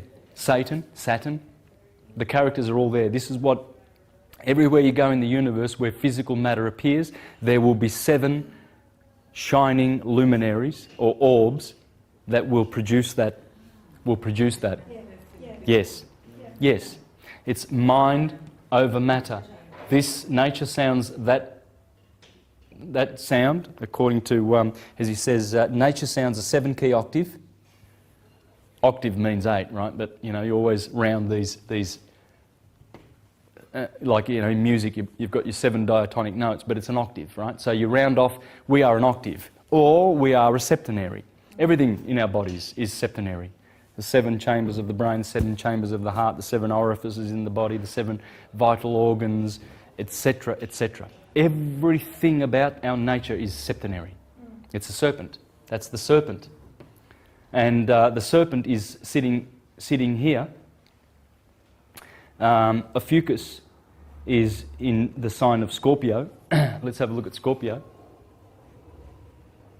Scorpio with the red star in it. Okay. There is Ophiuchus, the serpent bearer. So Ophiuchus, what he does, he's carrying the serpent, and the serpent's head is right next to the scales of Libra. You see, we saw that before, right? And the serpent is saying to the woman, and Bootes, her husband, is Adam, this is Eve, Virgo. It's saying to her, eat from the tree of the knowledge of good and evil. This is the good, this is the evil. And the scales are denoting that, because once the sun goes through these signs, comes to a point where it has to flip over its polarity. It's given an electric summer, but now it has to change its nature. And it must flip that polarity and produce a winter. So it tastes from the tree of good and evil. Having tasted good, now it must have evil. And that's the serpent that is at the tree deceiving the woman, because she eats from it first. Bootes follows. So let's have a look at the 4 horsemen, shall we, of the apocalypse. The white horse symbolises the vernal equinox. The red horse symbolises the autumnal equinox. The black horse, the winter solstice. That's where black Saturn is. And the pale horse, or green, symbolises the summer solstice. You see, green and lush is that horseman of the apocalypse, that cardinal point. And as those, you see, the sun is always depicted being transported around with 4 horses. Okay, 4 seasons, 4 horses, 4 cardinal points. And as they go around, they have different natures and different qualities. Of course, these are very similar, the equinoxes, right? Spring and autumn are very similar, but summer and winter, big difference. Okay? White is the colour of the good spirit, and in its mythical aspects correlates astronomically to the vernal equinox. Red, the opposite or opponent counterpart of white in much of the symbolism, and represents the autumnal equinox. Matter is counterbalanced by spirit, just as the autumnal equinox is counterbalanced by the vernal equinox. So the red horse is the autumnal equinox, the controller of the entrance into the infernal regions of the lower hemisphere. Black signifies the darkness of the pit of the lower world, where the sun is shrouded by dark blackness. Green represents the verdant quality of the summer season, brought in by the summer solstice. The Bible uses the term pale horse, but all of the biblical dictionaries define the term pale as synonymous to the colour green. Now, the riders on the horses, they are different. The riders on the horses, one has a scale, that's Libra. And these are the riders of the horses, okay? The riders of the horses are distinct and separate from the horses in terms of their identity. One reason that other scholars over the years and centuries have failed to interpret this symbolism correctly is that they have blended the individual riders and their assigned horses into single entities, which is an error. The riders of the four horses are the zodiacal signs that pass over the stations of the horses, cardinal points. During the day, year, or astrological era that may be targeted by the symbolism. The descriptions of the riders give us sufficient information for their identities. He that sat on the white horse had a bow and a crown, which indicates the sector of Sagittarius. Bow and a crown. With the bow. The bow is Caus Australis. That's the bow in the sector of Sagittarius. And the crown is Corona Australis. Remember we spoke about Corona Borealis in Libra, the crown of thorns? Well, this is Corona Australis of that sector. He that sat on the red horse is described as a killer and a disruptor of peace, which indicates the killer scorpion that carries the sting of death, whose venom ushers in the sorrow and misery of the winter season, as the sun dips below the equinoxes, into the sector of Scorpio. He that sat on the black horse carried balances in his hand, which of course is the scales of Libra. He that sat on the pale green horse was called Death, and the governor of hell, which is of course Saturn in Capricorn, the well-known goat devil of the zodiac. And of course this corresponds with the dragon that drew a third part of the stars of heaven. Have you ever heard of that in Revelation? And I saw the dragon, and he hurled a third of God's stars from heaven. Right? Well, the constellation of Draco is in Sagittarius, but it goes from Virgo all the way down to Scorpio. That's exactly a third, 120 degrees of arc is occupied by Draco on the northern throne. It's a big constellation in the north. We can't see it, but it's up there where the Big Dipper is and all that.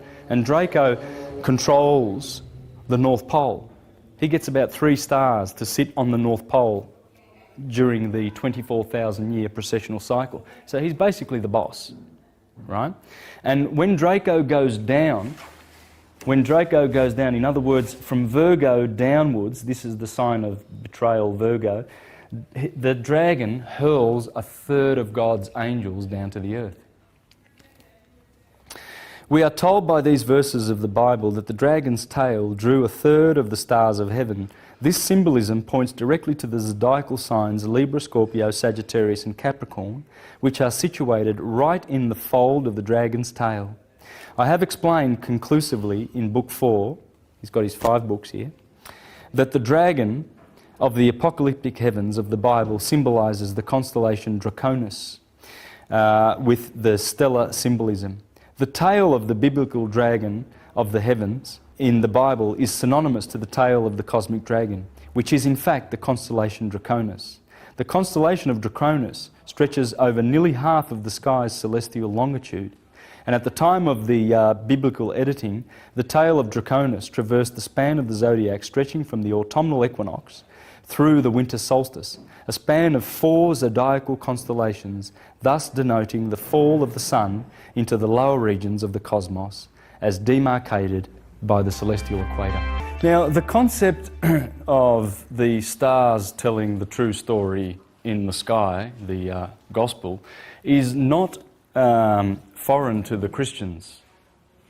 Here are some books that were written basically by churchgoers, right?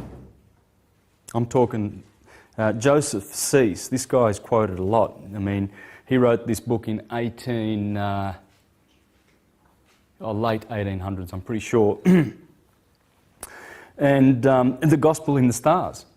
Now, interesting thing about all these books I'm going to show you, written by pretty much churchgoers, who are trying to, because they cannot deny the astrotheology, It's there. It's in the Bible. It's right there. You know, Jesus has 12, Jacob has 12. I mean, here's a passage in Revelation. Revelations 21, 12 to 14 says, talking about holy Jerusalem, it says, it had a wall great and high and had 12 gates. And at the 12 gates, 12 angels, and the names written thereon, which are the names of the 12 tribes of Israel, the children of Israel. On the east, 3 gates. On the north, 3 gates. On the south, 3 gates. And the west, 3 gates. And the wall of the city had 12 foundations. That's the city. And in them the names of the 12 apostles of the Lamb, the ruler of them all, the Lamb, because the Son is always called the Lamb. Or it is called the Fisher of Men, the Rock, the Twin, the Scapegoat of Israel, the Lion of the tribe of Israel, Aquarius, the Son of Man. So, can't deny it. So what they do is then they sort of reclaim the story. And but the thing is, they've all pretty much failed to understand the way it goes, because they all start, all of these, they all start with the sign of Virgo, assuming that Virgo, as I told you before, the story about Ophiuchus and serpents caput, the head of the serpent, is right there next to the tree of the knowledge of good and evil, and there he is seducing the woman to eat from the fruit. Well, they've assumed that the Garden of Eden was here, you see, and then the fall, and we've fallen, and so they've gone around this way, around the gospel, and Francis Rolleston did the same thing, contemporary. Here's one, God's voice in the stars, zodiac signs and Bible truth. This one's called Gospel in the Stars, and this one's called Mazzaroth, Job 38:32. Canst thou tell Mazzaroth? God says to Job, he says, can you, do you know the Mazzaroth, the zodiac? Why would God be asking anyone that when the Bible says that astrology is from the devil? Well, because when you know the wheel and how it pans out with Adam Kadmon, the man in the sky, you see, we are made in the image of God.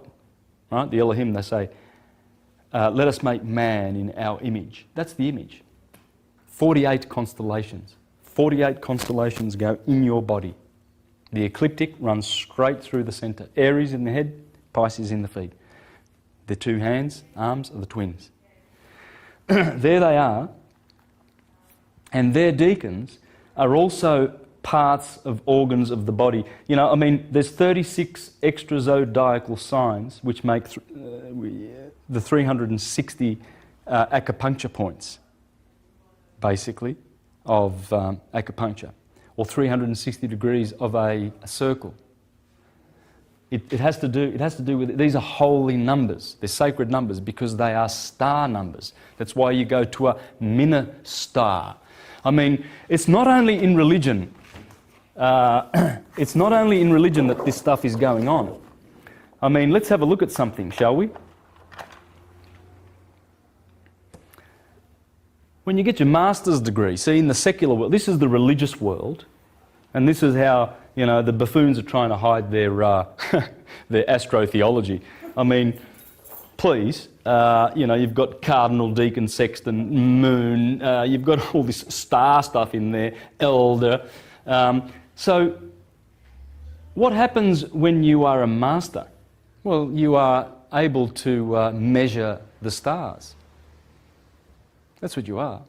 You're a measurer of the stars by degrees, 360 degrees.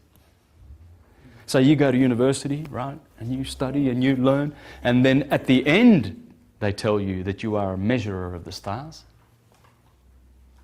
Not at the start. That's how you get your degrees. We've got to get our degrees. That's why God says to Job, can you tell the Mazzaroth? Because if you don't, you're a fool like the rest, like the herd. And that's why this story, this gospel must be told. Because in the gospel is the story of the conquering of the Son. Is the story of how the Son continues in his journey to return, to bring us beautiful fruits and seasons and just wonderful things, you know. And he's always there, and we copy him. We copy the Son. As the sun goes around and gets born in our head every morning at 6 o'clock, that would be where you do your thinking, wouldn't it? So is it better if you get up at 6? Probably. Who knows? Yeah. You know, the rhythms, it's always better when you get up with the birds. They say that. It's always good to be sleeping from, say, 10 to 6 in the morning. And that's where there are no vital organs. That's 8 hours of sleep that you would normally need. You see, but whereas when the sun wakes up, so do you, in the head, thinking. And then Taurus is eating, the mouth, and speaking. Thinking, Aries. Speaking, Taurus. Doing, Gemini. That's you build your house with a hammer in one hand and a saw in another. Right? So when you want to do something, first you think it, then you speak it, then you do it. And that's the Father and the Son, the Logos, the Word. You see, if you don't speak what you're going to think about doing, it never gets done. For instance, if you want to build a house. 2 stories or 1 story, single story? Brick or timber? You know, first you think about it, right? And then you talk about it, right? You tell your family and you tell perhaps the local council. They might want to see some plans, so you have to talk to them. You might need to talk to some contractors, that'd be handy. Concreters, they come in handy.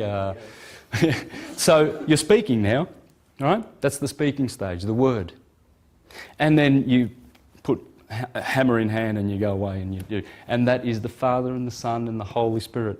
The nous, the logos and the pneuma. Because Gemini also rules the 2 lungs, which is the pneuma, the spirit. The nous, the logos and the pneuma, the spirit, the air. And the spirit is always being considered to be the creative factor behind the material universe. And God sent forth his Holy Spirit and he created the upper waters and the lower waters, right? Because that's the spirit, the doing. Back to this. The hieroglyphs of the heavens. This is a very ancient book. The hieroglyphs of the heavens. Ancient, I mean, you know, a good 150 at least years. So I'm talking, these people knew this. But they were all reclaiming the story of the gospel for Christianity, because you can't hide it. But they all, interestingly enough, start their gospels from here. Whereas the Gospels truly start from Aries and Capricorn. Matthew and Luke start here with the nativity scene, and Mark, as I've just shown already, and John begin with, "See the Lamb of God who takes away the sin of the world." Because as we've already read, this was dealing with death and sin and awful things, whereas now the Son has, you know, returned and repented. So you've got that. This is an interesting one. The Witness of the Stars by E.W. Bullinger. God's Voice in the Stars, Kenneth Fleming. Peter Le Mesurier wrote one. Now I'm a big fan of this guy because he wrote about the Great Pyramid. And he's got a lot of great literature, and this I don't think is one of them. Because, well, it is and it isn't, because, I mean, it's wrong. The gospel does not start in Virgo, you know. It starts in Aries. You can start it anywhere, really, if you want to. You can start it anywhere. In fact, you can, because it's a point that defines beginnings wherever it's at. Because it never ends. So you can begin your life in Taurus and be a Taurian, fixed with those qualities, and you will be. Because as the sun and the planets go and produce all these different configurations in the skies, so are there energies that are being reflected back to us along this line of the sin wave, as it is imprinting its mind forces into matter, our matter, and imprints in us the electric and magnetic polarities that we will have for every part of our bodies. The liver, ruled by Mars, hot and fiery. The lungs, ruled by the moon. The brain, the right hemisphere, Mercury. The left hemisphere, the masculine, is Mars. You know, the planets have rulership of everything in your body. Well, you can deny that if you think it's from the devil. Well, go ahead and deny it. And then you will never understand the science and what it means to have Mars in your liver, or the sun in your liver, or to give thanks for the tasty fruits that are given to us by Jupiter, because that's what Jupiter does. Al-Biruni explained that everything's sweet. We give grace to Jupiter. That's Jove. By Jove, you know? Yeah, Sagittarius, the ruler of the happy ones. Wherever Jove rules, Pisces and Jupiter, these guys, they get that jovial, Jupiterian, magnanimous, graceful spirit, because he's the benefactor. He's the greater benefic. Venus is the lesser benefic. So Venus is always there, all right? We're going to see these characters. I'm going to show you some amazing things. So Peter Le Mesurier, the procession of the ages, he called that. The Gospel of the Stars, celebration of the mystery of the zodiac. Guys, this is pretty incredible stuff. You know, when you really think about this, that Christianity or the churches have tried to reclaim this gospel. There's only one. This is the Hermetic one. This is Hermes. Pure Prisca Theologia you're getting here. This is ripped straight from Egypt. This is how it was made, the science. It shall never change, regardless of the precession of the equinoxes and the fact that the powerful equinoxes here. And in fact, this is how powerful these cardinal points are, that they have named the equinoxes to be the point in which the sun, when the sun is at this point, the sign behind it is the sign of the age we're in. In other words, on March the 21st, every year, when you watch the sun rising, right, you find what is the planet behind that? That's the age we're in. So for 2,000 years, the sun has been, Pisces has been behind the sun for 2,000 years at this point, the equator. That's how important they are, the four horsemen of the apocalypse. What I'm going to do now is share with you some interesting facts, okay? Just some little tidbits about this science to show that this was once upon a time a world religion / science, right? Before patriarchy came in and the theocratic types, right? They are the ones that pushed aside the deists, the people who are worshipping the Creator through this science. The theocrats come along and they say, God is like this and God is like that, and he's an interventionalist, you know, he just jumps in every now and then and says, oh, I'm going to destroy Sodom and Gomorrah now because they're naughty, so I'll intervene in man's affairs. You know, well, see, that's the kind of God that they paint, the theocratics, because what their intention is to dominate and enslave mankind with an idol. You see, Jesus never was a man. What benefit is it anyway if he was a man? If he was and he said those beautiful things, great, because those things in the Bible are beautiful. The science behind them is beautiful when you work it out. It's all about the transmutation. But the fact that Rome did this is the fact that they've gone after this knowledge and persecuted it, and given us some sort of a historical tradition whereby they can go and meddle in your affairs. In fact, they can call an inquisition if they like. And Rome did do that. The pages of history are bloodied with their deeds.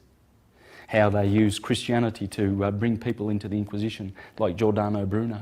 For 7 years, they They had him in Rome and they couldn't get him. But finally they got him on a little technicality that, you know, he belongs to the devil, surely. He's telling the world that we've got to go back to Hermes. He's telling everybody about the Priscotologia and that all the universe is populated with beings and that the Bible is not a literal document. Let's get him out of the way. Right, the Inquisition. On the day of his death, they pulled his tongue out and tied it to something and stretched it out so he couldn't talk to the people that were present in the Piazza dei Fiori. Still today, on the 17th of February, mark this date, people, and remember it, because the voice of Giordano Bruno, they killed him, but his voice has come back, and it's going to destroy the fictions. And I hope to be a part of that. But I know Gerald Massey, Godfrey Higgins, Alvin Boyd Kuhn, Manly P. Hall, they've already done a great job. But on 17th of February 1600, and they stripped him naked and burned him slowly for teaching these things. You see, so the interventionalist God that they've created, and of course you can get the Mormon brand, you can get the Pentecostal brand, the buffoon brand, there's a bunch of them. They've all got their patented brand of fiction. But what they've done in effect is they have created an idol. Because there's no salvation without, it's within. The Christ is within. The Christ has always been within. And that is the one bearing witness. You see the Kabbalistic tree, the 7 chakras, the spiritual organism. It's been there. And you can see there Jesus in the background. That's the one bearing witness. That's the soul in man. Here's some interesting facts, though, that show this, this unified thought process that we once had before the theocrats came along. Okay? Ra, the Aborigines in Australia, there's a tribe that call the sun Ra, like the Egyptians. And there's the Apache Indians. Ra. The Elohim, if you go to Hawaii, they greet you with aloha. Elohim. In Turkey, they greet you with merkaba.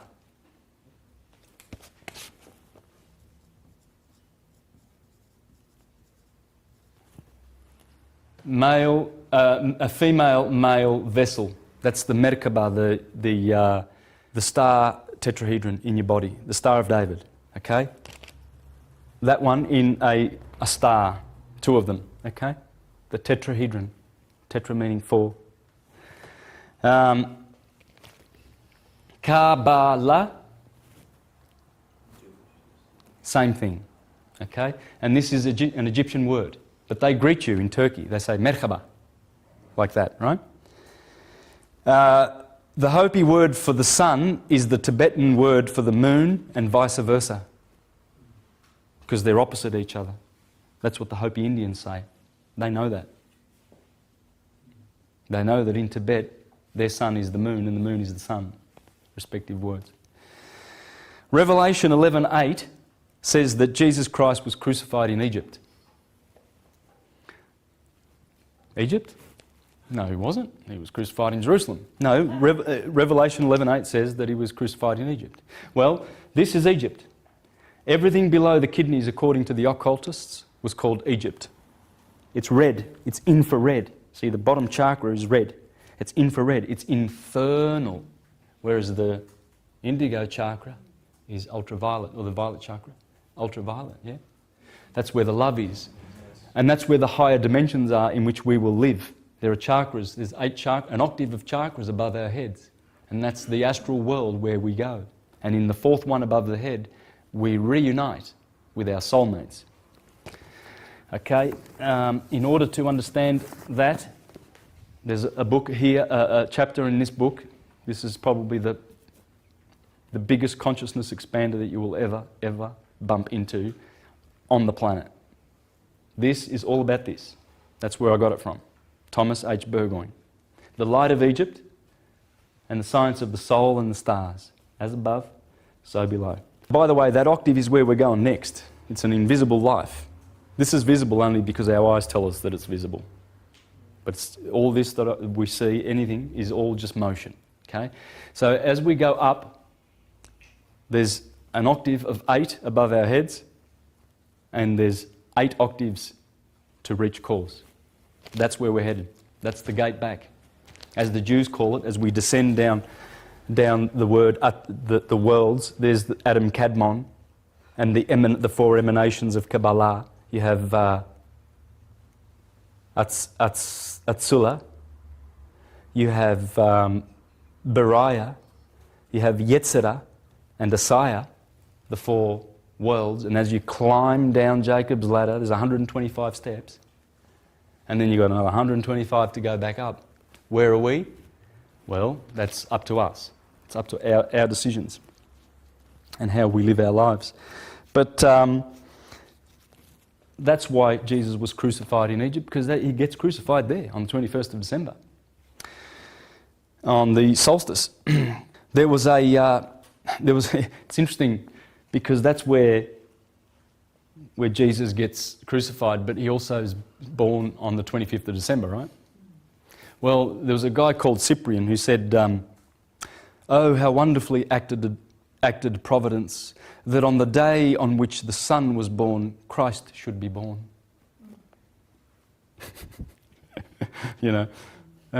But then you get the Jehovah's Witnesses who say, "Yeah, but the Bible doesn't say he was born on the 25th, and no one knows when he was born." Yes, that's right. But the point is, when you apply all of the Christian theology and all of their conceived notions and ideas and put it onto that, then you get the origin of it. It's there. You see, and look, when you draw this circle and you put the cardinal points in, that's actually the sign. That's the glyph in astrology for the Earth, right? There it is, that's the Earth. The Sun is that. That dot, and the sign of multiplication and addition, and the sign of division and subtraction, right? They're all in there. This is Earth, as I've already said, because it adds. Where did your bodies come from? The womb of your mother. Because the mother is the matter. The father provides a little egg called a sperm. That's invisible. That's the spirit. But once they meet in the womb and the 2 eggs unite, then they double and then quadruple, and then they make the Star of David tetrahedron, star tetrahedron, and then and I think that's the last division before it just all those original 8 cells, according to Drumbelow Melchizedek, those original 8 are in the centre of our body and are the original cells that we kept from our mother's womb, and they make the star tetrahedron. The Merkaba has its centre in there, and that's what's causing our Merkaba spin, right? But the earth sign is feminine, and it adds. This is water, and it multiplies. Water is generation. Scorpio, the generative area. The moon. And the male signs dividing or subtracting and division. And that's the sun, the dot. All these express the science of what we're up against. Now, to understand that better, all of this, Alvin Boyd Kuhn, the esoteric structure of the alphabet, and it talks about this. Let me press forward. Now, a lot of people say, "Oh, but this is only in English. Can't do it in Italian." Oh, yes, you can. I can do it because I speak Italian. There's more connections in Italian, but you just lose all the thing. But I've already mentioned the word bello. It comes from El, Baal. Because if you're as good looking as Baal, the sun in his splendor, of course you're bello. And the Spanish article for the male article, definite article, el. And in Italian it's il. In French it's le. Right? It's the same thing. It's el, it's the sun. And la, like would be in French, Italian and Spanish, is la. That would be Luna. Yeah.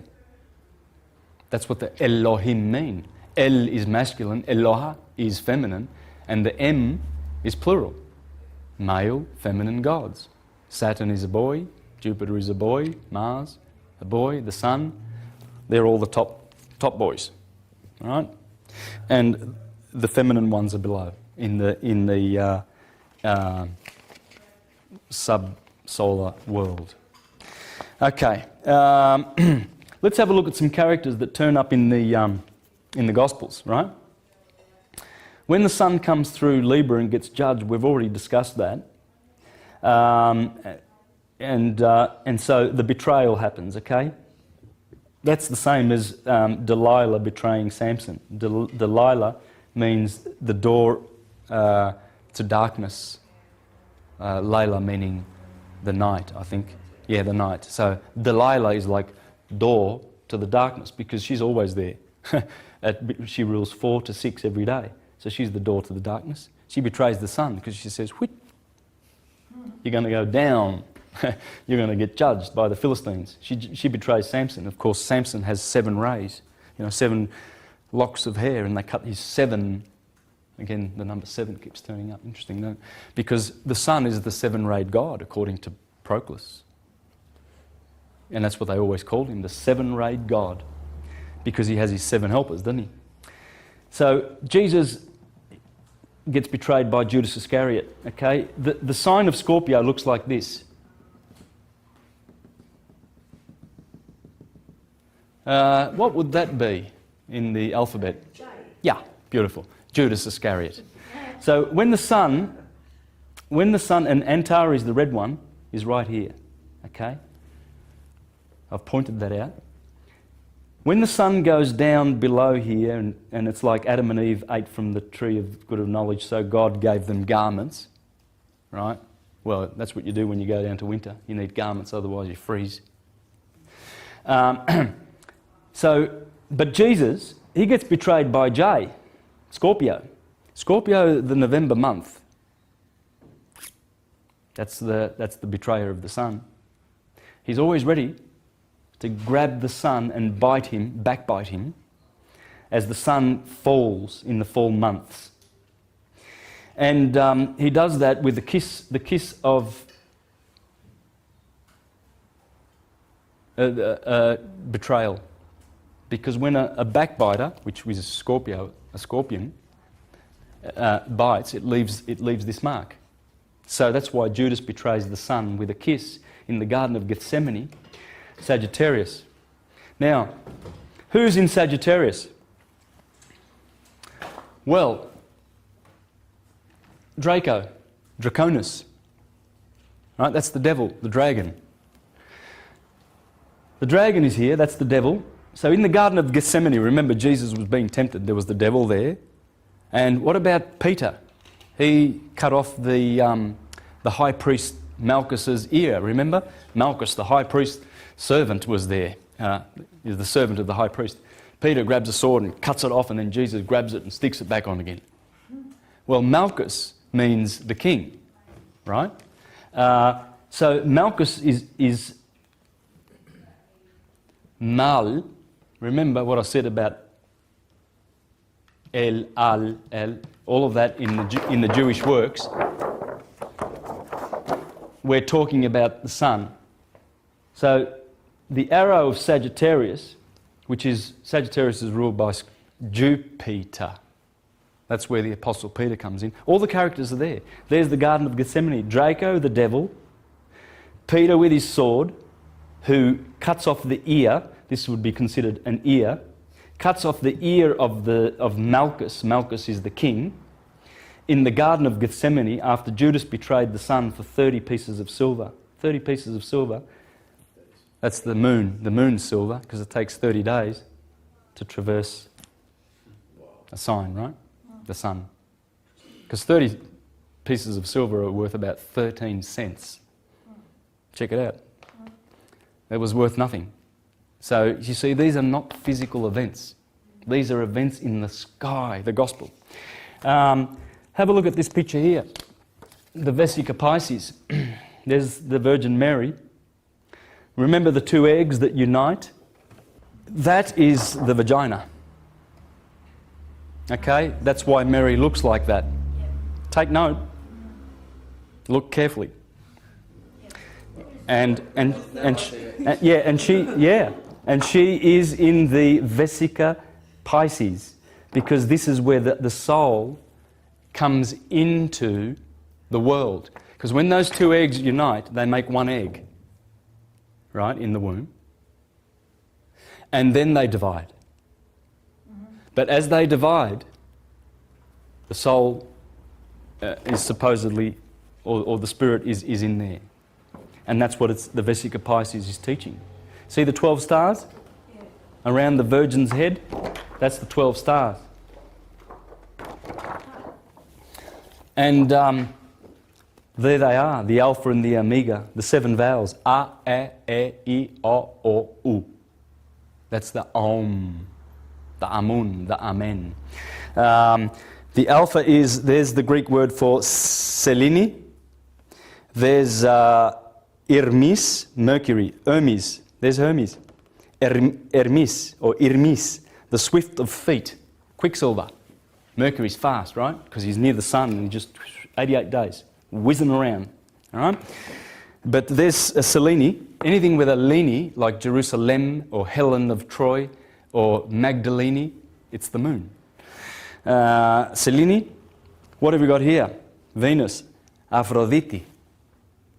And here we've got the I, the letter I. Remember, yes, I-E-S, the sun, yes. That's his sound. Ilios, or Elios. There it is. That's an E. That's an E in Greek. Aris, Mars, the keen of sword.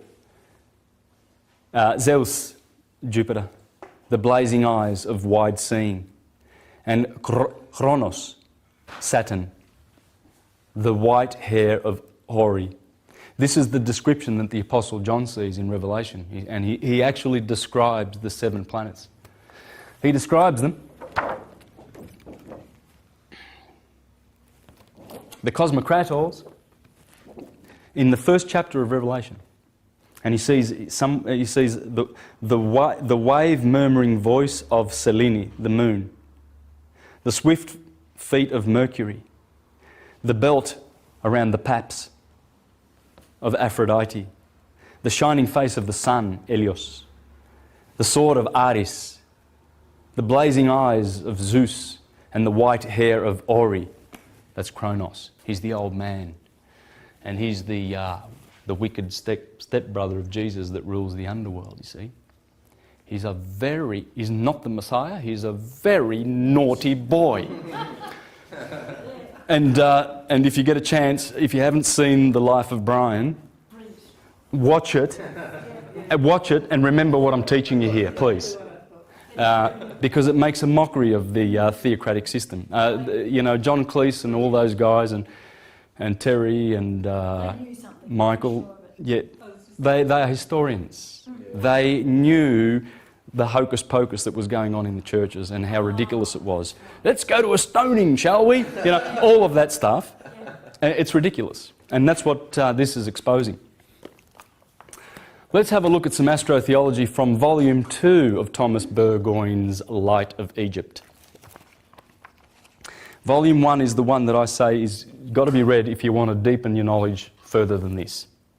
If you really want to further your knowledge beyond what I'm teaching you, I would really go with Volume 1, Volume 2. Look at the exquisite stuff that comes out of this. Astrotheology. There is one species of divine revelation which has not and cannot be tampered with, one great Bible, which forms the starry original of all Bibles.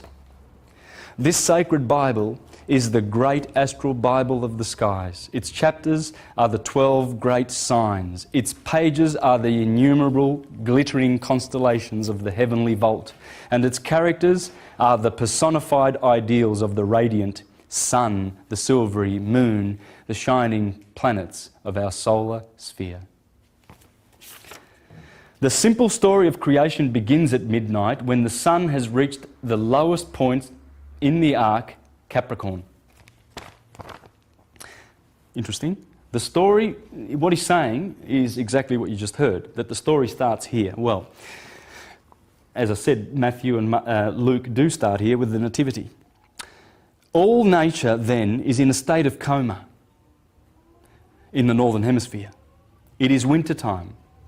Solar light and heat are at the lowest ebb, and the various appearances of motion, etc., are the sun's passage from Capricorn to Pisces, 60 degrees. And from Pisces to Aries, 30 degrees, marking 90 degrees or one quadrant of the circle. Then begin, in real earnest, the creative powers. It is springtime. The 6 days are the 6 signs of the Northern Arc. That's the Northern Arc. That's what's called the Northern Arc. That's the Jewish menorah. The sun's always at the top. Moon, Mercury. Moon, Mars.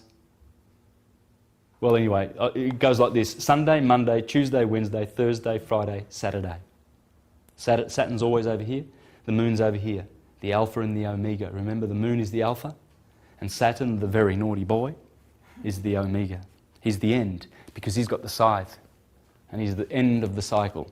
As you come in through the moon, Alpha, you go back through the Omega, and he's got the scythe to do the cropping, the harvesting of souls. The 6 days are the 6 signs of the Northern Arc, beginning with the disruptive Aries, then in their order, Taurus, Gemini, Cancer, Leo, Virgo, then Libra, the 7th day and the 7th sign, whose first point is opposite Aries and is the opposite point of the sphere, the point of equilibrium, equal day and equal night. It is autumn. It is the 6th sign from Aries, the first creative action, and so the 6th day following the fiery force, wherein God created the bisexual man. See Genesis 1, 5-27. So God created them in his own image. In the image of God created he them. Him, male and female, he created them. It is the 7th or the day of the Lord, man, the climax of material creation and Lord of all living things, and he rests in the blissful Garden of Eden, the 7th day, and the 7th sign is the concealed sacred Libra, the perfect union of the senses. Then comes the fall from Libra through Scorpio and banishment from the Garden of Eden, because this is the Garden of Eden. This is banishment from the Garden of Eden. It is the story of Satan or winter over summer, etc. It is useless to repeat the same old story, same old story. Put 2 olds in there. The yearly journey of the sun around the constellated dial of deity is the astrobasis of all primitive cosmology. Hermes Trismegistus. If you want to see the origin of the Gospels, read this. Okay, this is the divine Pymander. Pymander is the mind of God. It's the space, right?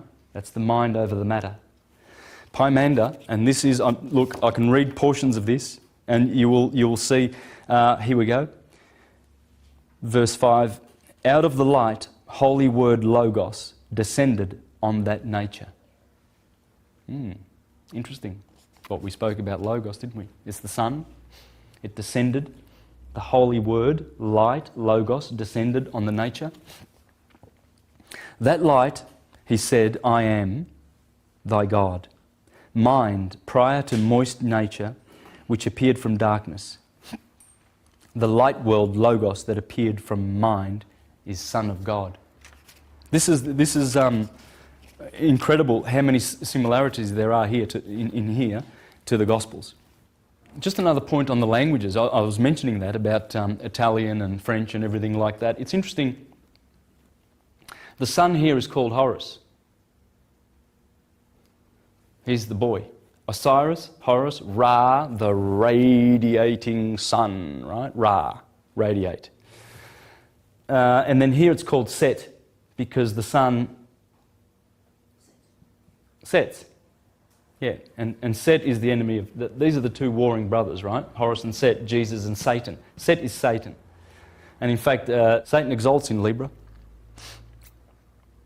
So Horus exalts here, but Satan, Set, exalts here because it punishes the sun, right? And brings in the magnetic part of the year. This is all physics. You put your physics hat on when you're looking at this. Well, the Italians say hour. That's the word for hour, right? The Italians say ora. Does that look like Horus to you? The French say heure. The Greeks say ora. This is all... I mean, you can choose any language and do this. The words are there. They are still there. I mentioned this book before, the biography of Satan. And this is Kersey Graves, okay? Dealing with astrotheology over 130 years ago. Here's what he said in chapter 7 of this book. Winter was, with her cold, bleak drapery and her widespread desolation and destruction, in the estimation or imagination of the ancients, the principal and most prolific source of evil, i.e., the god of winter. That was the most prolific source of evil. Right there, people. This is how it works. You're going to see this is beautiful. The principal inhabitants of the earth, as heretofore intimated, having noticed that during 6 months of the year, the powers at work in nature are engaged in fructifying, vivifying, beautifying, producing, etc. And that during the other 6 months, some apparently adverse power arrested, blasted, and destroyed those desirable operations and their results. They hence imagined two contrary hostile powers, engaged in perpetual war against each other. And as the 6 spring and summer months were attended with almost perpetual sunshine, and the growth and production of fruits and flowers and culinary or edible vegetables, things that were calculated to supply their natural wants, they were regarded as constituting and became known as the true kingdom, the kingdom of heaven, summer. While the winter months were denominated the kingdom of darkness, winter. The former was also called the kingdom of the sun, or God who dwelt in the sun. This imagery entrance to the kingdom, this imaginary entrance to the kingdom, which it was supposed opened to the sun as he left the Tropic of Cancer to travel back to the south, was called the gates of heaven, while the fancied passage through the other tropics constituted the gates of hell. At the first stood the Lamb, the zodiacal sign of spring, to usher in the glorious sun or sun god. As he drove up with his fiery steeds, remember the horseman, drives up with the fiery steeds, to the portals of paradise in early spring. At the latter stood the hideous scorpion, dragon or devil, ready to drag everything accessible to his clutches or power, down into his bottomless pit, at one time hitching his tail over and pulling down 1/3 of the stars. Remember, the dragon is here, and he pulls down 1/3 of the stars. That's 1/3 from here to here. Hence you will discover that the devil is from above and not from below, though he descends below every 6 months into Hades, as hereafter explained.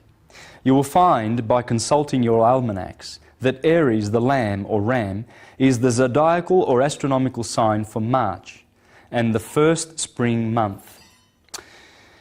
And the scorpion was, through the eagle, though the eagle is now, the sign of October, the first winter month, in the bisectional division of the year. That is, by dividing the year into 2 seasons of 6 months each.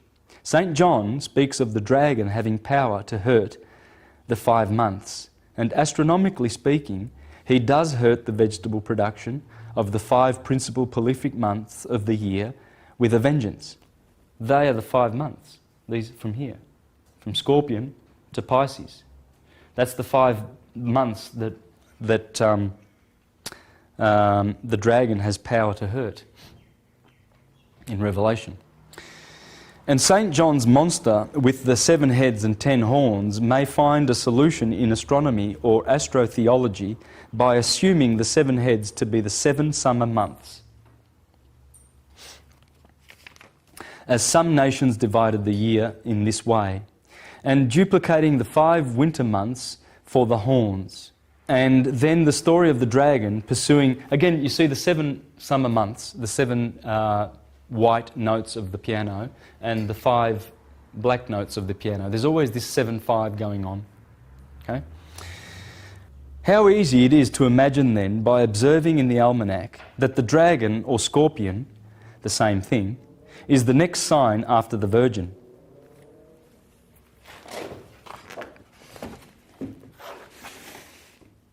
There's the dragon, and the next sign, Libra was always considered to be, the Virgin was always considered to occupy this, the whole of this space.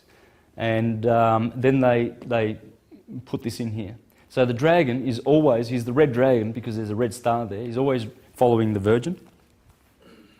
And it may be more than fancy to associate the woman and the serpent here with the scene in Eden, where a serpent is represented as tempting a woman, Mother Eve, to masticate a pippin with her new incisors and molars, which never had been used.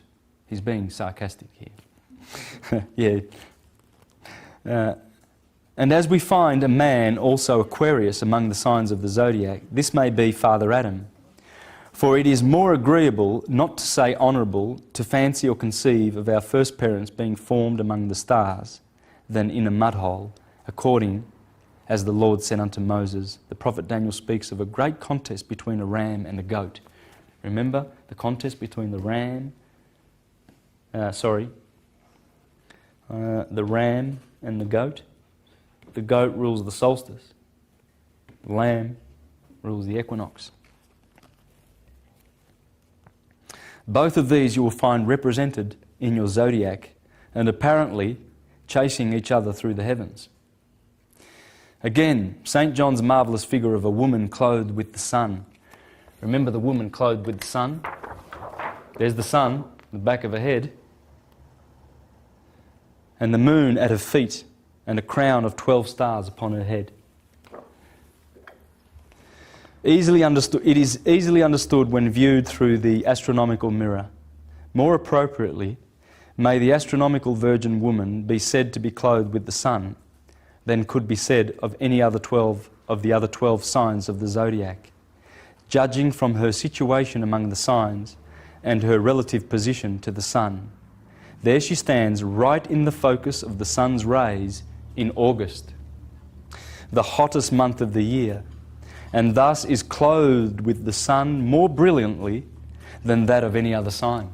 Of course the Virgin is clothed with the sun. And in here he talks about how the woman is being chased by the dragon and he follows her into the wilderness. You see, when Virgo goes down below the horizon, anything below the horizon is the wilderness, right? When the sun sets, it's gone down into the wilderness. That's what the astrologers used to say.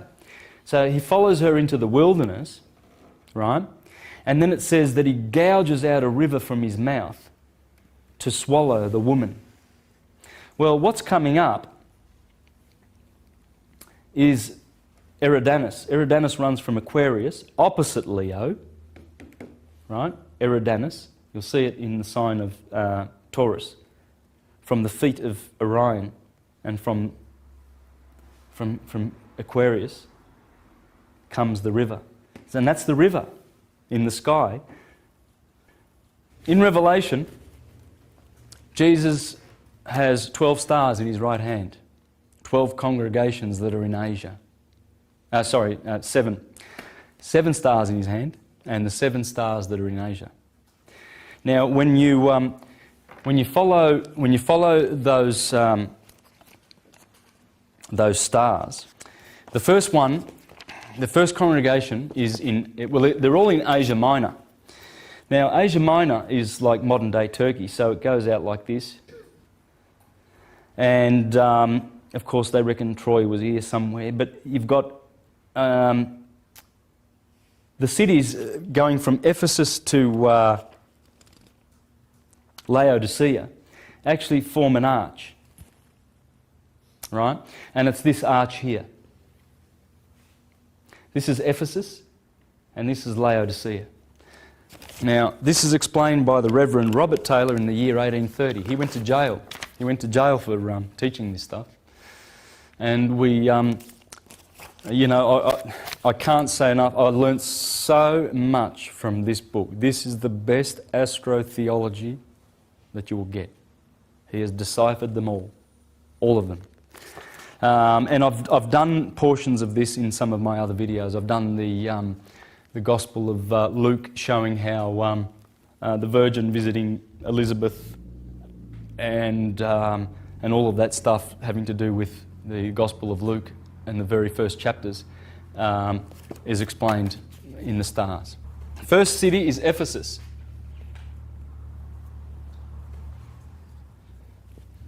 That's the word for Jesus, Jesus. Ephesus from Ephesos. The writing is very small here. Upon Jesus. No, it's all right.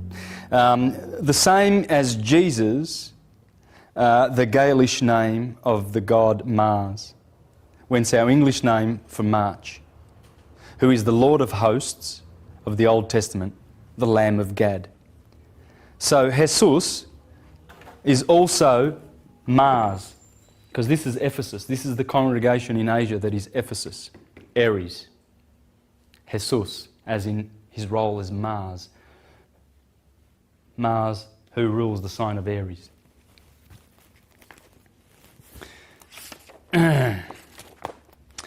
Now, the second church is Thyatira.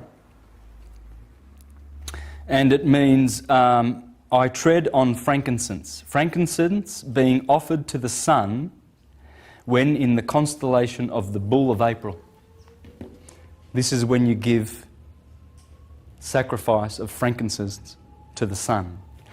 And so that's the second congregation, Thyatira. Okay? Famous for its patience, its labour and its work in the business of agriculture. Guess what this city is called?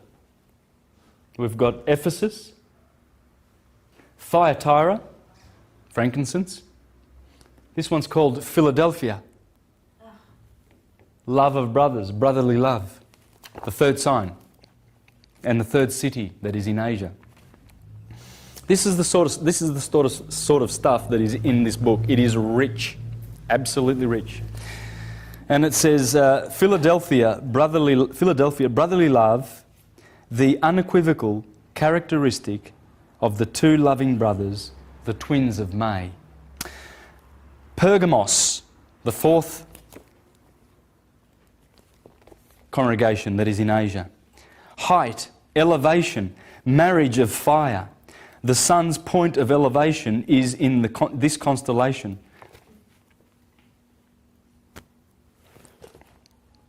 Which dwelleth where Satan's seat is.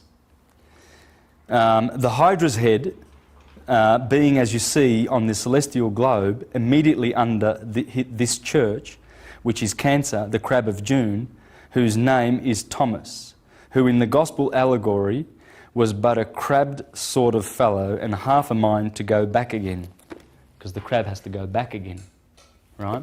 So this is the Pergamos, the height. Pergamos means the height, the elevation. The fifth congregation that is in Asia is Sardis. Sardis means the rock, the stone or pillar, and dis means God. So afterward passing into the Coptic or ancient Phoenician word Elion.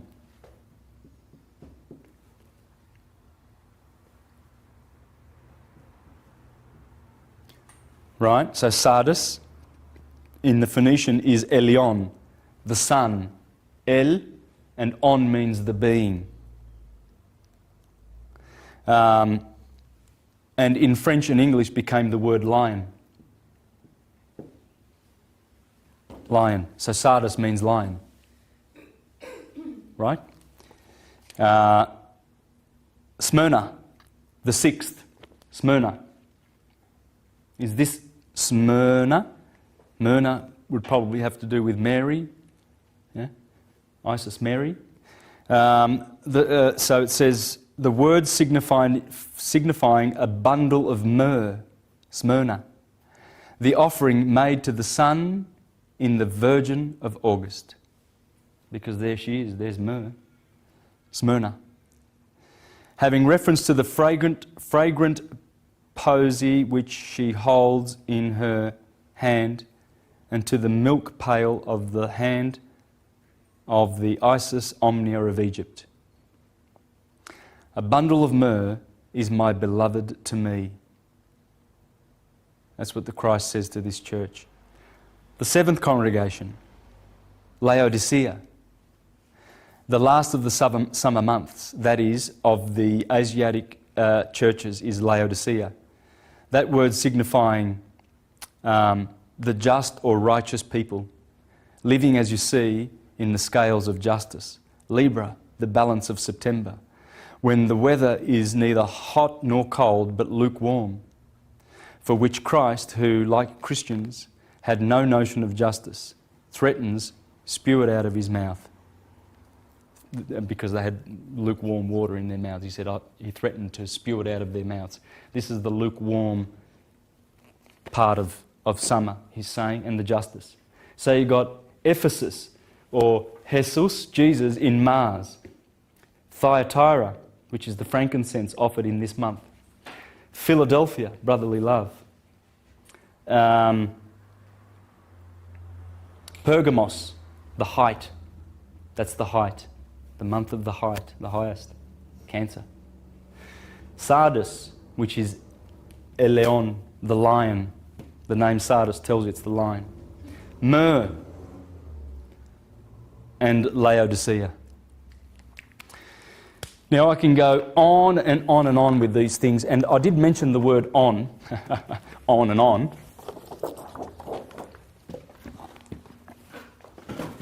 When you turn the light on was the name for the sun in Egypt. It's the one. It's the soul. That's what the name of sun is, isn't it? The solo. Yeah? Or it's called Apollo. Any Greeks? According to Macrobius, Apollo's name is related to the sun. Remember I said he named all those Dionysus, Sabazius, Horus, Pan, Saturn, Jupiter. They're all names for the sun, right? So he's saying here, of course, Apollo, Pollux and Castor. Apollo is up here. Is related to the sun by many different paths of understanding, which I shall pursue in order. Plato writes that the sun was named Apollo as though from apollein tas actinas, that is, from casting his rays, because he is not one of fire's many polon, lowly substances, for the first letter of his name keeps its negative force. So what he's saying is that's the A privative or the A privative, right? When you put, for instance, a Gnostic is one who knows, right? And agnostic, you can do that with anything. Moral, amoral, you know. So what he's saying is Apollo means many. Poly, in Greek they say poly, heaps, many. Right? So Apollo means many. This is what Plato's saying, it's not me. He's saying Macrobrius in the 4th century. The first letter of his name keeps its negative force, or because the sun is not one and not many, poly, for Latin too, called him sun, sol. Because he is alone, solus, is so bright. That's the word solus. He is alone. Okay, so these are just handy things to keep in mind as I read from Dupuy. Dupuy was Napoleon's one of his friends. And he exposed in this book the origin of all religious worship.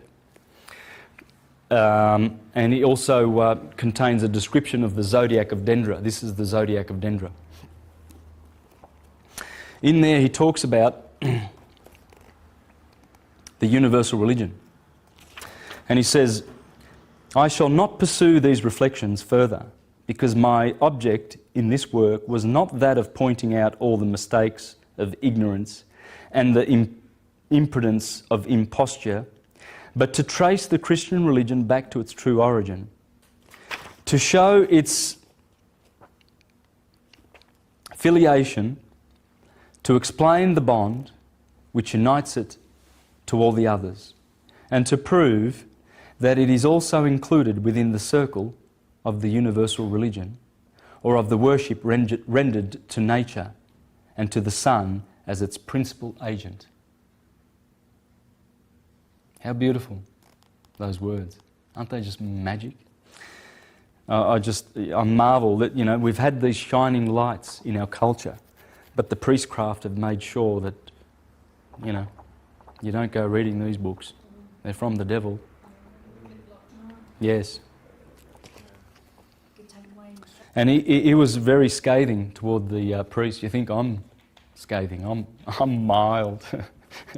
I'm pretty mild. Because it's an aberration when you wake up and when you see these things. You see all of these things, man, they're standing out. I don't put them there. Look at that, that's there. The setting sun right there on the scales, balance. A scorpion right there to bite the sun. A lamb, the wool of the lamb being the blossom, the bull to plough. It's all on cue. I didn't do that. Judas. Finally, there are a great many people so badly organised that they believe everything except that which is dictated by common sense and sound reason, and who are as much afraid of philosophy as the hydrophobist is of water. Those will not read our pages, and we shall not care much about it.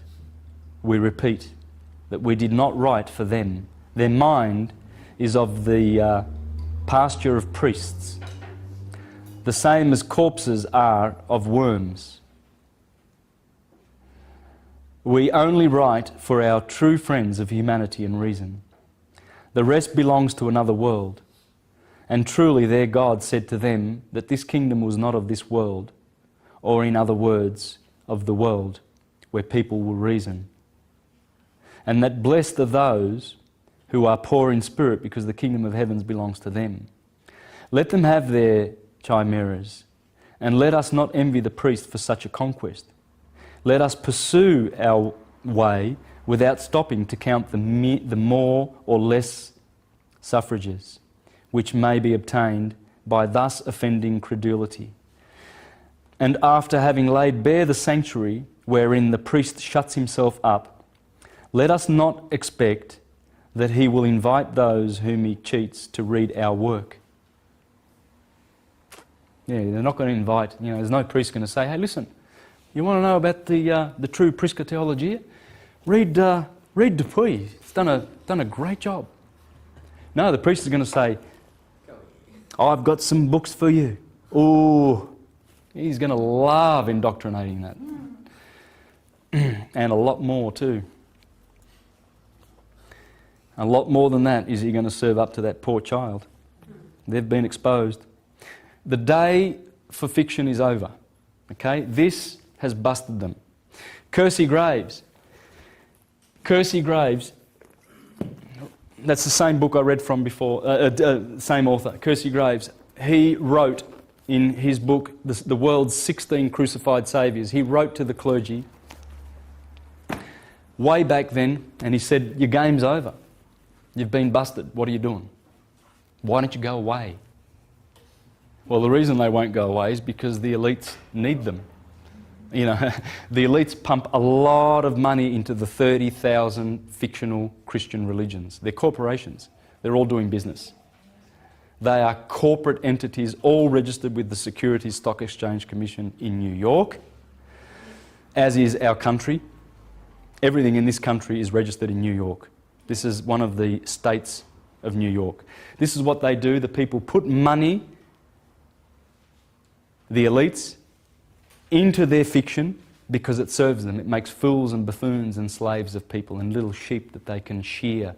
They can fleece and pull the wool over their eyes and lead them to the slaughter like lambs. There's 30,000 registered ones of these. And they get away with their buffoonery by calling themselves charitable organisations. That's what we're doing, but we're registered with the government. Well, that's because you have to. I've talked to Jehovah's Witnesses and such like, mind-controlled idiots. And I have to say that because a lot of these were my friends. I've known in Melbourne, they all know me. I used to serve in the Portuguese-speaking congregation for 2 years. Served in an Italian-speaking congregation for 4 years. I've served as a regular pioneer and a ministerial servant. I mean, they all knew me. Now, I've got congregations of people that know me. I used to go all around Melbourne giving public talks. I was zealous. So, give me a child to the age of 7.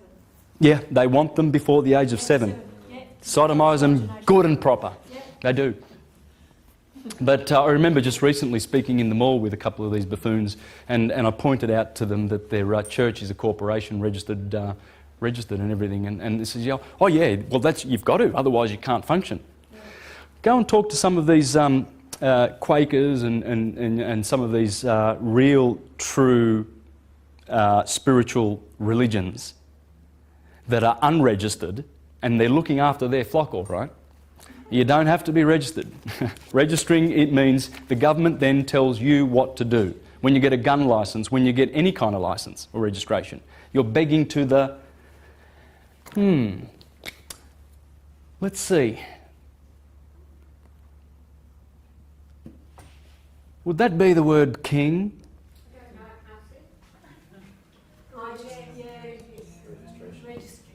Yeah, so we have to be registered in order, as a corporation, in order to function.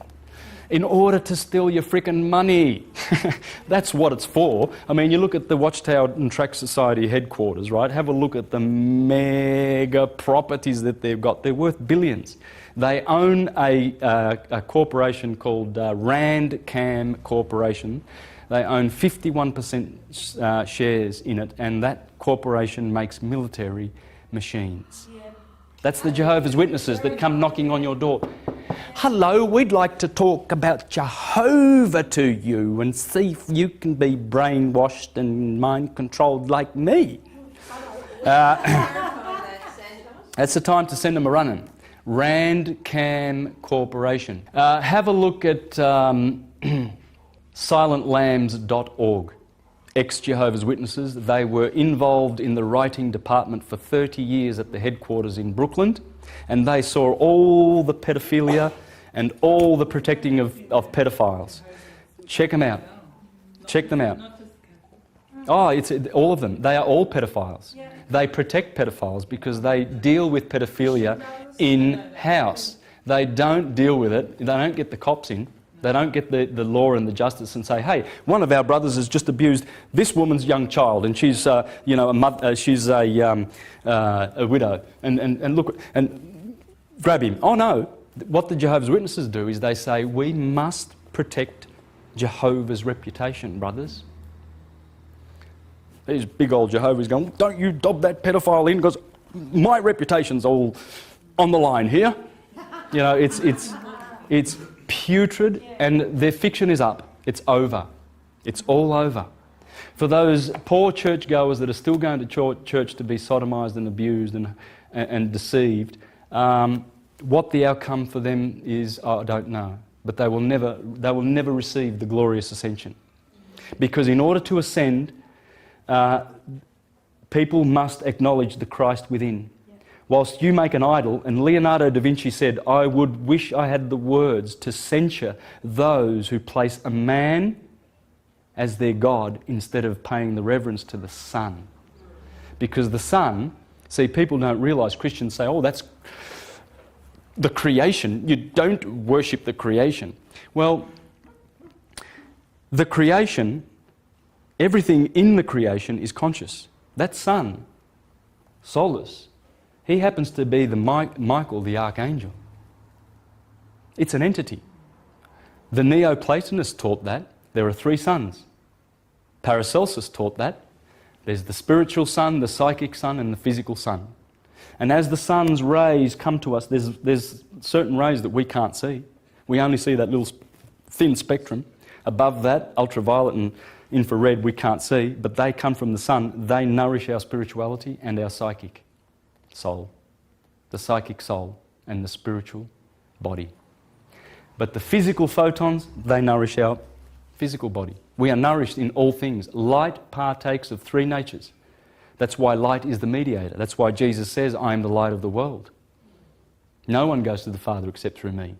Because how can the Spirit know the matter if there's not light to shine and to show it? They can't interact. The light is the intermediary. It's the intermediary between the Father and the creation, the waters above and the waters below. See, this is water. Fire is water. What's it got in there? It's got, say, hydrogen is well, no, hydrogen is flammable, isn't it? Yep. Yes. And so is oxygen, isn't it? Yep. But when you put the two together, what do you get? You get water. So that's just water. That's the waters above and the waters below. And God created all of nature, the waters above and the waters below. And physics tells you that everything has these 6 shapes in the universe. This is it. Atoms can be a hexahedron, icosahedron, octahedron, tetrahedron, dodecahedron. This science, this is, it's imbued in all of our works, in all of our mythologies. It's all there.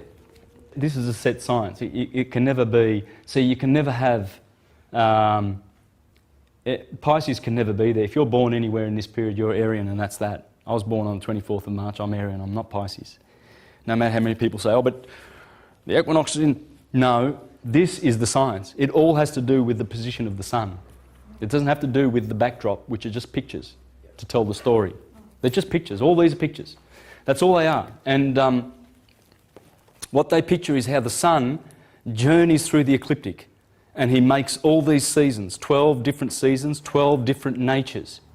You see, and as we come out of the age of Pisces, the feet, and enter into the age of Aquarius, Aquarius and Capricorn are both ruled by Saturn. You see, Jupiter in Pisces, he's about to give over the kingdom to his father Saturn. Saturn's going to take over. And all the philosophers, all of them, they've always longed for Saturn's return. Because Saturn rules the golden age, you see. And what happens is Saturn loses his kingdom. He gives it to Jupiter in Sagittarius. Right? And then we go through the ages. These are 2,000-year slots. Right? 6,000 years ago, we were in the age of Taurus, in the neck. Aries was Gemini 6,000, Taurus 4,000 years ago. Aries, 2,000 years ago. We are now at the end of Pisces, about here, ready to hand over into Aquarius. So Saturn lost his kingdom many years ago. Jupiter took it off him, and Jupiter gives it back to him. And that's what we're waiting for. You see, Capricorn, if you go way back, we're in Pisces now, if we go way back to Capricorn when Saturn last ruled, we got a long time before Jupiter gives it back to Saturn in Aquarius. And that's what these guys are talking about. These guys are talking about this science. If you don't understand the science, you're making a fool of yourself and everyone who you attempt to teach. Look, I want to recommend this book, dealing with the myths. This is phenomenal. And in here it talks about Samson. Now, Samson is Shimshem, the little son. And of course he gets betrayed by Delilah and he gets killed. You know, he puts his hand on the two pillars and brings down the temple. That's the year. He brings down the year. This is the temple of God, the 12 pillars. He does something very interesting, one of his labours. You know, Hercules does similar labours. He has to kill the Numidian lion, etc. Samson kills a lion, right? Well, Samson does something pretty interesting. He has this wedding, you know, and he invites all his mates, and he's got 30 mates there, and he proposes a riddle. And they said, if you guess the riddle, I'll give you an undergarments, so some underwear. Pretty good, yeah, new underwear, that's nice. You need that. And some cloaks or something, or some overgarments of some kind. I forget, perhaps it's in here. Here we go. Samson made a feast at his wedding which lasted for 7 days. The sun and seven. It's never like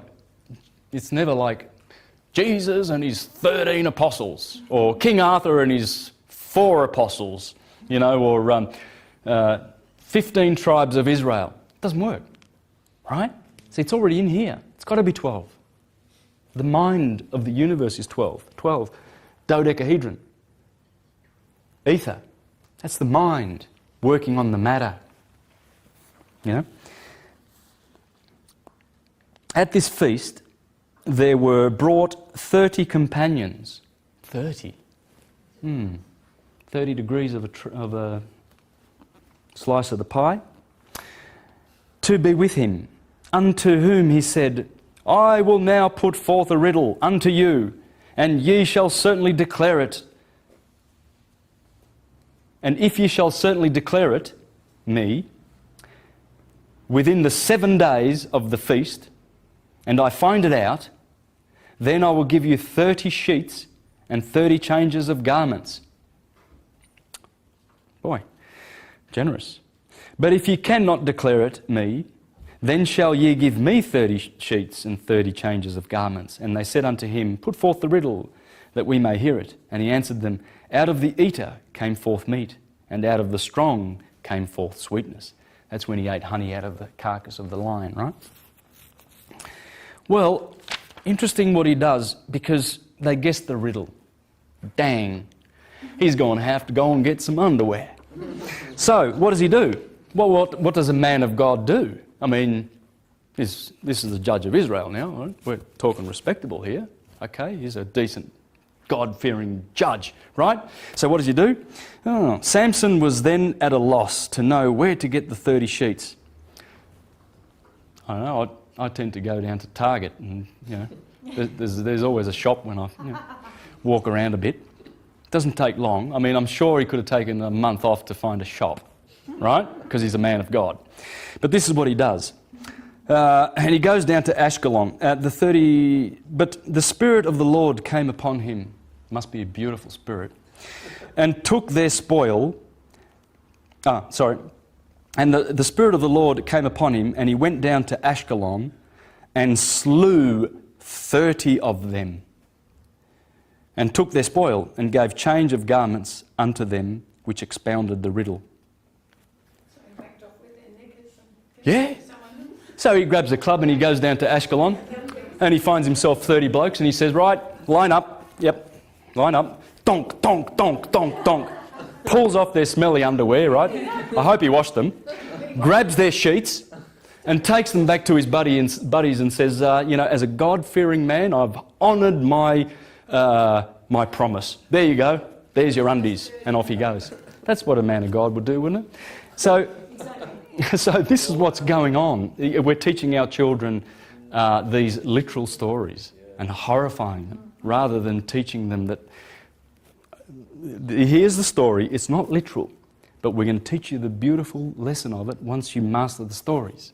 Then we'll give you... What story was that one with the dirty undies though? Well, it's all about the son conquering, Samson conquering the various signs.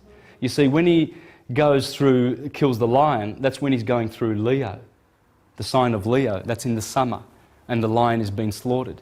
The blood of the lamb is when the sun goes through March, April, and slays the lamb. And the lamb is given on behalf of the children of Israel and the scapegoat of Israel. These are all symbolisms of the stars, you see, because as those stars come back round all the time, there are 7 heroes in here, okay? Hercules is in there, Ophiuchus is in there, Orion in Taurus, Perseus in Aries, Cephas in Pisces. They're all there, and as they come around every year, you watch for them.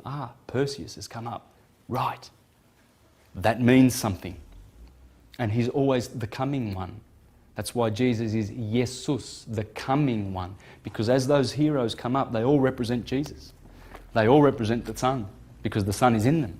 It's the sun in them that makes them the hero. So when the sun is in Scorpio, he's glorifying Ophiuchus and Hercules. And that is Hercules in the sky. And he's performing his 12 labours. The sun is always labouring as it goes around. It goes through and slays the beasts that it lives with and revitalises the seasons for us.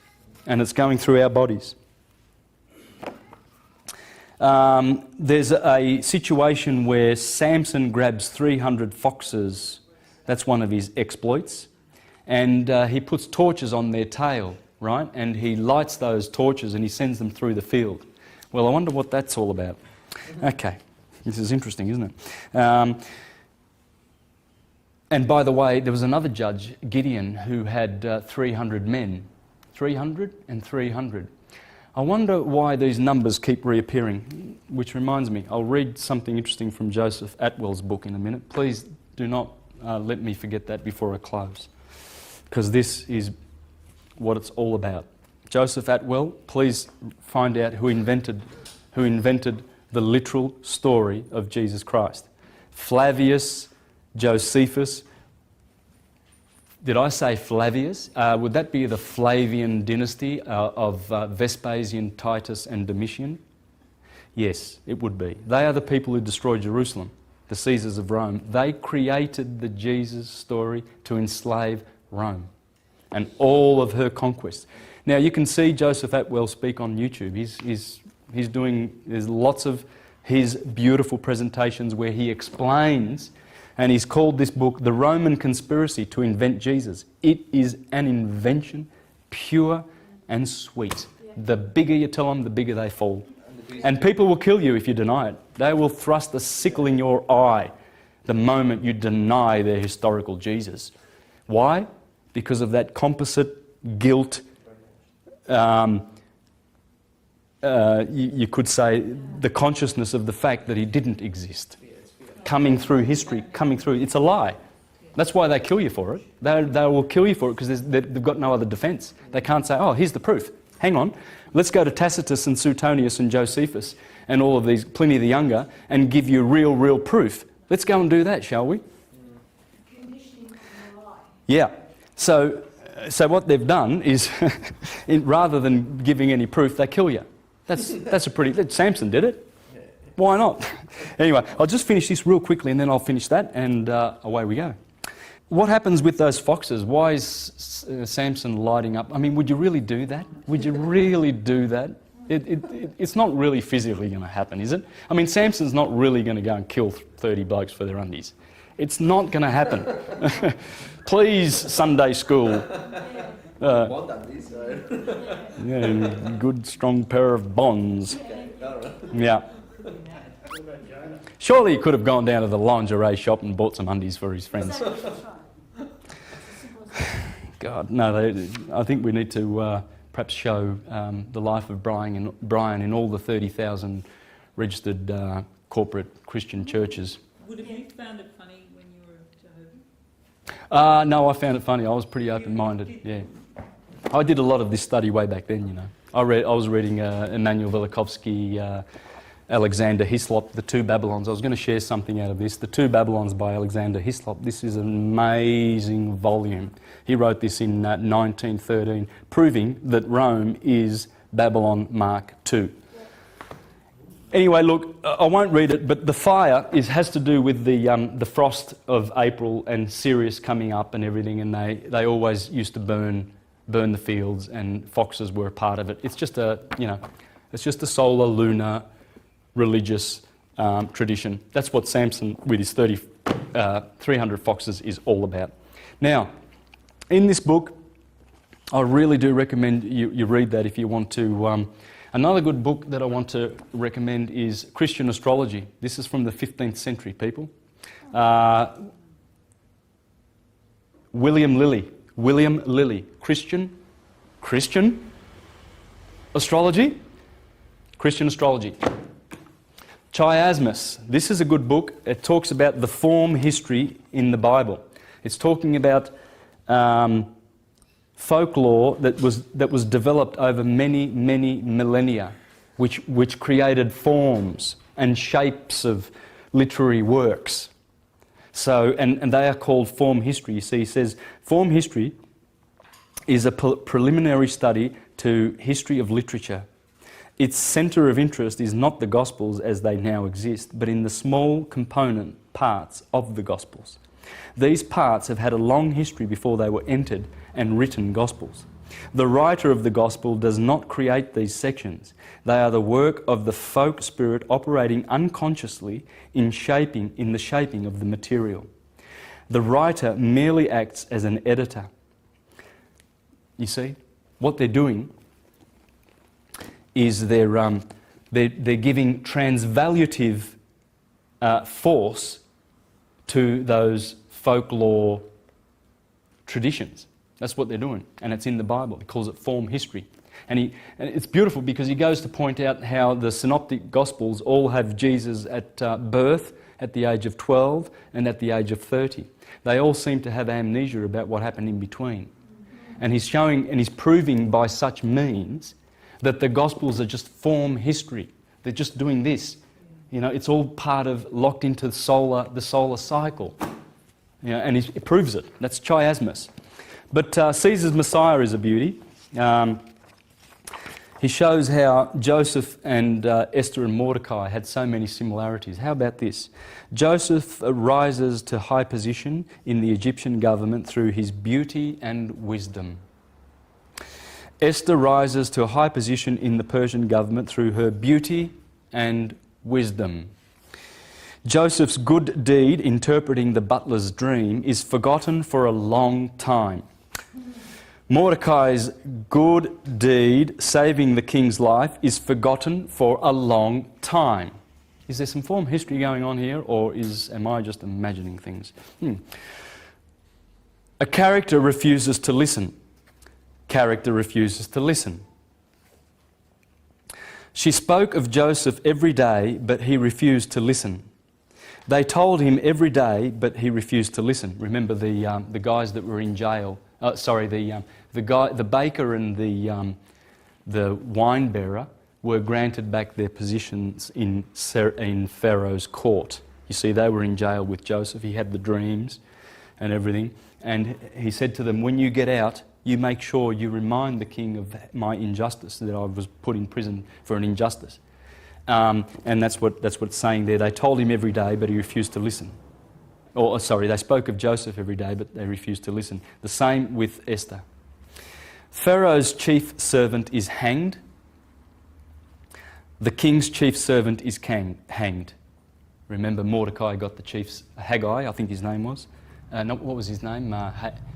Haggai, I think it was. Hamar, sorry. Hamar was the guy that was hanged. I might be wrong. Joseph reveals his identity to Pharaoh after a feast. Esther reveals her identity to the king after a feast. These are major stories in the Bible, man.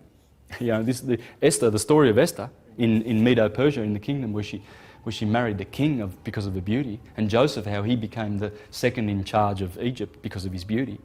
It's all form history. For instance, the Old Testament and the New, Jesus and Moses. Any similarity? Pharaoh wanted to kill the little children. Herod wanted to kill the little children. Moses fled from Egypt. Jesus had to flee to Egypt and come back again from Egypt. Joseph takes the name of Israel. Joseph takes old Israel down to Egypt. Joseph, the father of Jesus, brings new Israel down to Egypt. Right? So Joseph, the father of Jesus, brings him down to Egypt. Right? But Joseph takes his father Israel down to Egypt. This is just staggering, and it goes on and on and on. Pharaoh massacres boys. Herod massacres boys.